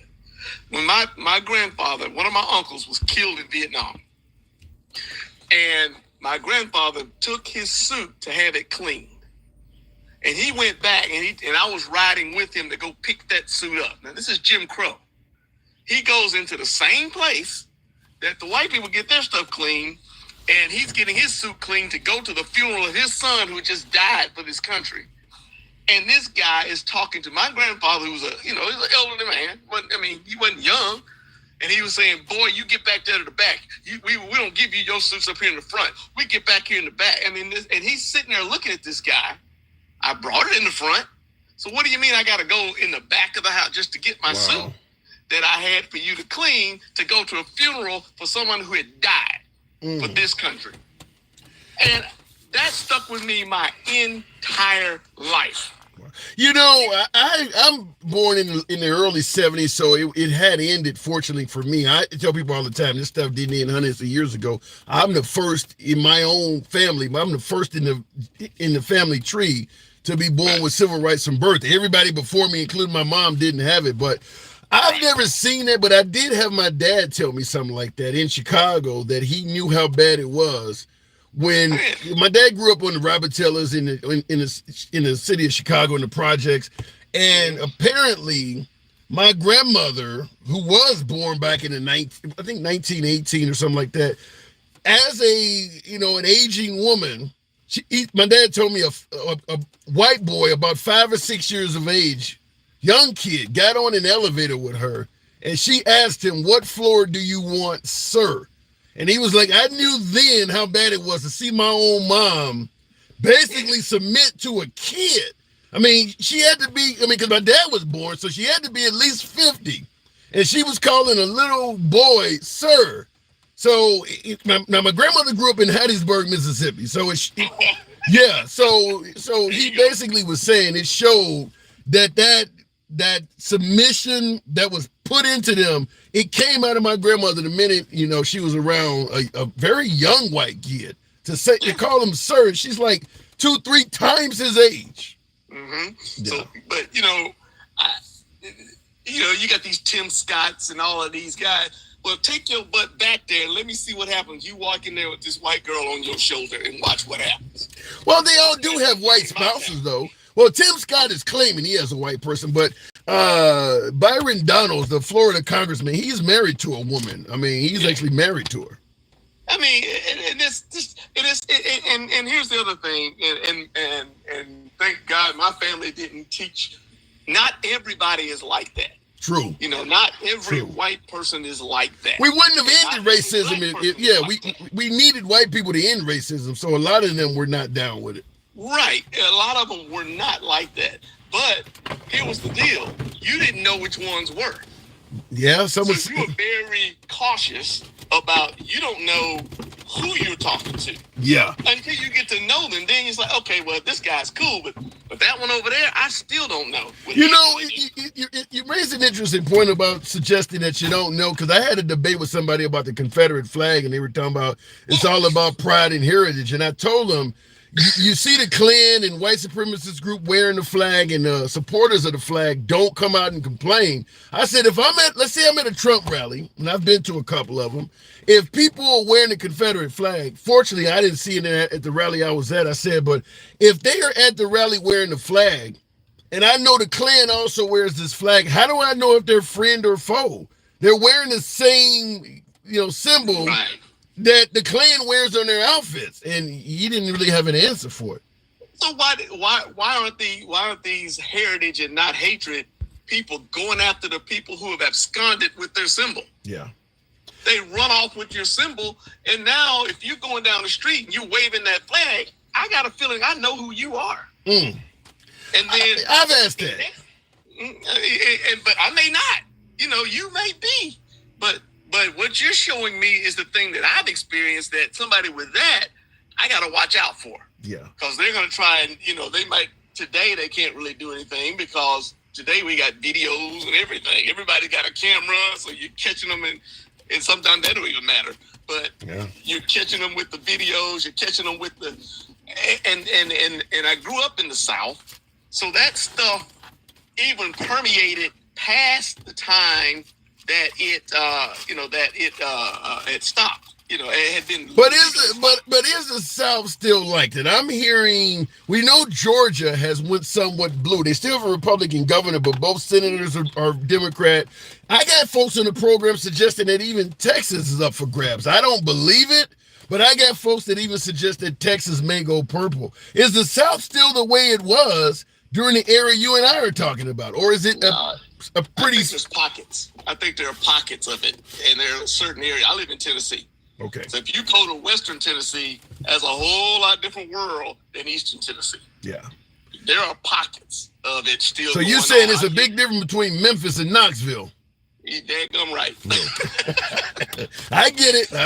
And I was an overroad driver. You got to go, and even Knoxville's a little bit better now because of the university. So, but you got to go further east of Knoxville, and you're going to run into some crazy. But you get these things, and they were just, it's frustrating because think how far we could be if we just let that crap go. If they had stopped. Well, but we couldn't be. If we let go of race, there are people, let's be honest, even if we may or may not favor racism, it does benefit some people. If you make the country equal, people who may have normally been on top, it's a loss to them. Yeah. That's right. I mean, I'll give you another example, and this is after I came out. I went to the military, and I had finished up my active duty time, and I was doing some reserve time to finish out everything. And I was a captain, and I was an infantry captain. So the one day they didn't have what I wanted in the mess hall, so I said, well, I'm just gonna go to the park, get a hot dog, read a newspaper. So I go down, I sit in the park with my uniform on. As a matter of fact, that day we had on our Class A uniforms, and I had, full dress, everything on, and I'm sitting there eating a hot dog, reading the newspaper. I didn't want what was in the mess hall. And, a cop rolls up on me. Now, this is Southern now. He comes up on me and he says, hey, what are you doing? And I go, well, eating a hot dog, reading the newspaper. He said, well, if you don't want to be blamed for something, you better get out of here. I said, I could have went off and started, back then there were no cameras. Oh. So you how far back we going? This happened to me in 1988. Wow. 1988. They were saying, and I said, well, what do you mean? I asked that question. What do you mean? Blame for something? He says, well, that lady across the street don't like for y'all to be in this park. in the late 1980s. Yeah, people like you. And I was like, what, military people? You knew what the fuck he was talking about. Let me ask you. I do got to move it on. Before I want to ask you something, and thank you for your service. Considering you were in the military, did you see any signs of that in the military? At night in the nightclubs, maybe, but not during. Not actually. I can't really say I saw a lot of it when we were on the base, and at our jobs, because in the infantry you worried about getting shot. Yeah, in terms of gratitude, being promoted, things like that, you didn't see any of that. Oh yeah. I mean, all of the superior officers, you go above major, you hardly ever saw anybody that looked like me. Oh, at all. So it did exist. Yeah. I mean, I was in, and being in the infantry, you get promotions faster than you do in any other branch. Back then you did. I don't know how it is today. But you're getting shot at. You deserve it. You ain't gonna be around. You deserve it. We used to call, our MOS was called 11 Bravo. We called ourselves 11 Bullet Catcher. It was just a joke. Oh, that's a morbid one. Gerald, I gotta move it on. You were definitely good to talk to, man. I appreciate you coming through. Always open to you, man. Good talk. All right. Anytime. All right, moving the program on. Wow, that was interesting. I mean, it is what it is, folks. He has some years even on me, seen more than I have, and he's been flirting with the South a lot longer than I have. I gotta assume most blacks that are 60 plus that have that much experience in the South, they've seen some shit. It is what it is. I mean, what do they say? Old habits die hard. I mean, we've changed some laws and things like that, but fact is, even if you go back to the Martin Luther King era, they're not all dead. I mean, we just celebrated D-Day yesterday, the 80th anniversary of D-Day. Some of them motherfuckers still alive. So folks from the Martin Luther King era, you're trying to integrate schools and you got a little young black girl trying to go to schools that are all white and parents are spitting on her. They ain't all dead. All of them ain't dead. So I don't know if you can pass a law and change what's on the hearts and minds of people. I mean, the law says Biden's our president. The hearts and minds of a lot of Americans says he stole it. So passing a law don't always change it. It is what it is. Looking in the comments, Billy Wap says, watch out, Tim. What am I watching out for? Free speech? Everybody in here agrees with that, right? That's how the program ran. Many of us can spot a racist no matter how condescending they try to be. Well, everybody has their own opinion on what racism may be. I get it. They pass it on to their children. That does happen because I know even in the black community, racial epithets get passed on to us as well. I mean, I was brought up believing all white people had money. They all had good credit. They all were, and I know it's not true now, but we're brought up being told stereotypical shit too. It does happen.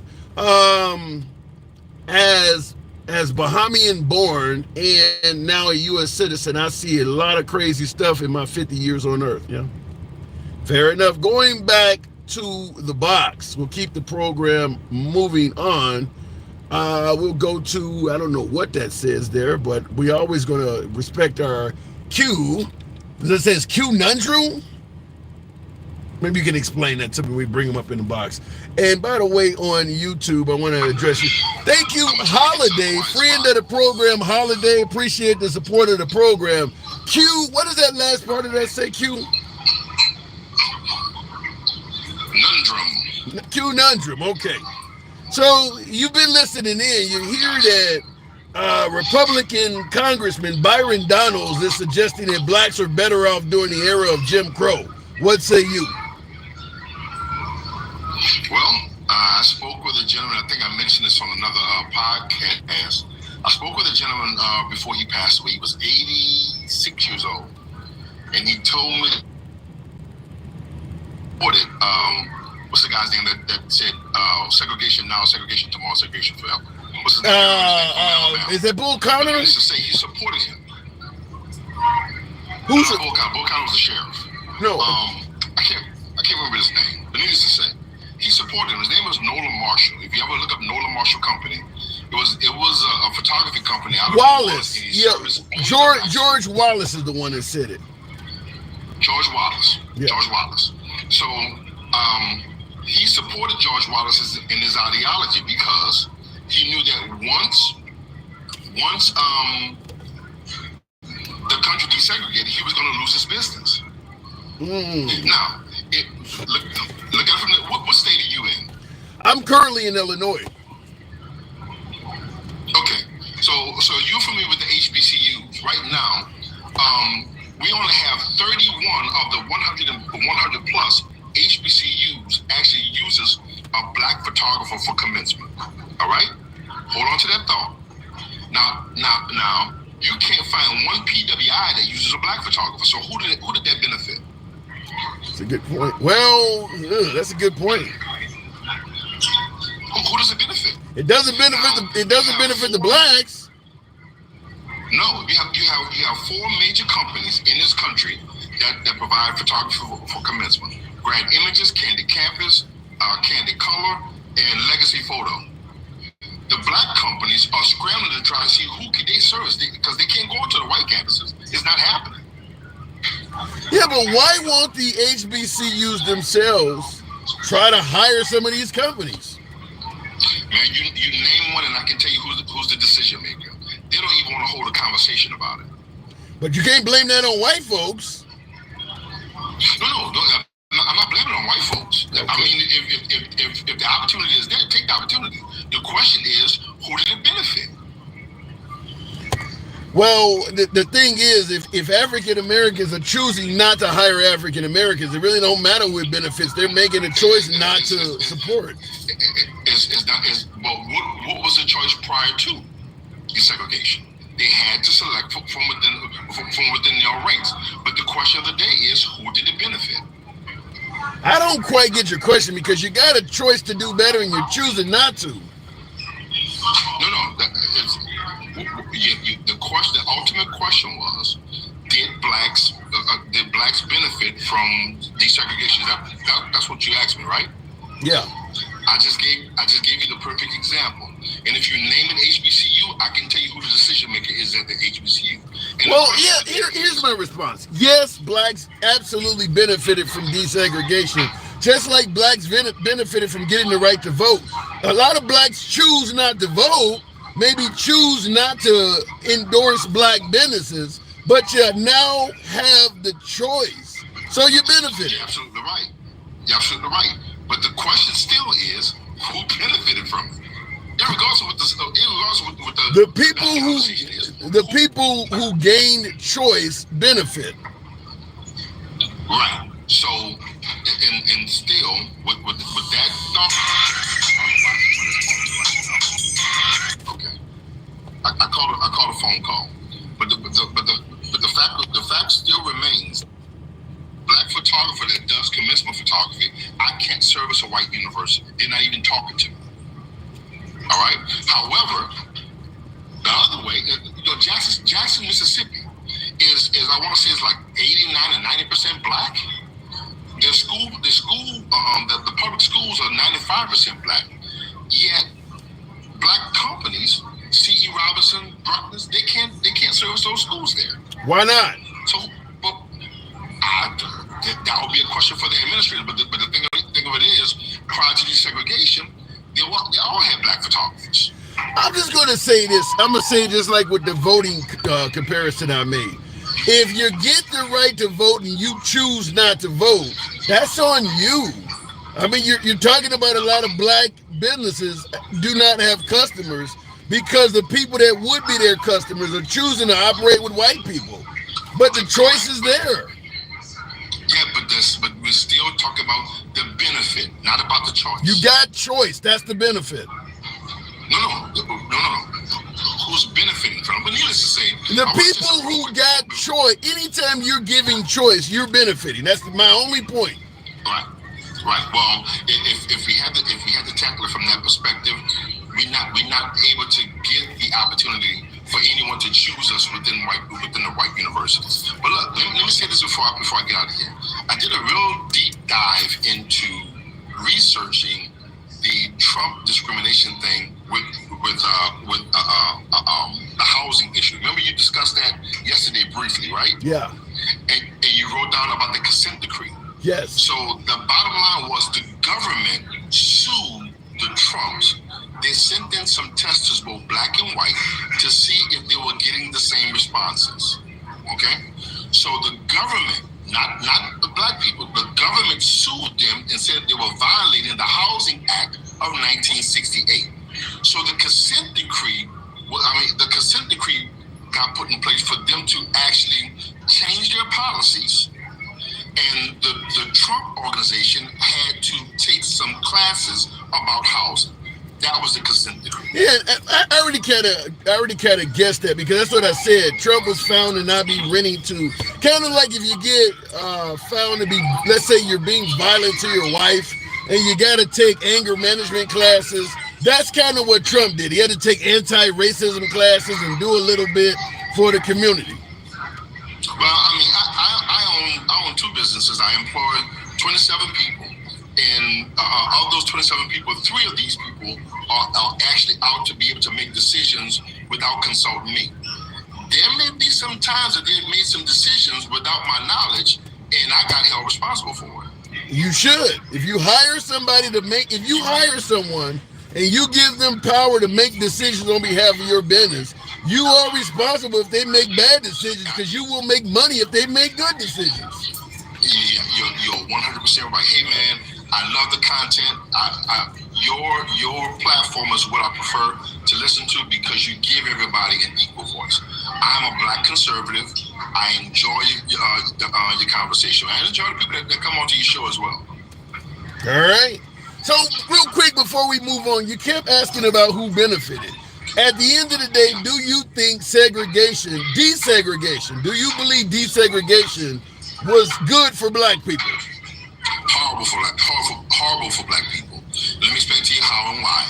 I was born in the last HBCU hospital in the South. Okay, that's Flint Gilbert of Dillard University in New Orleans.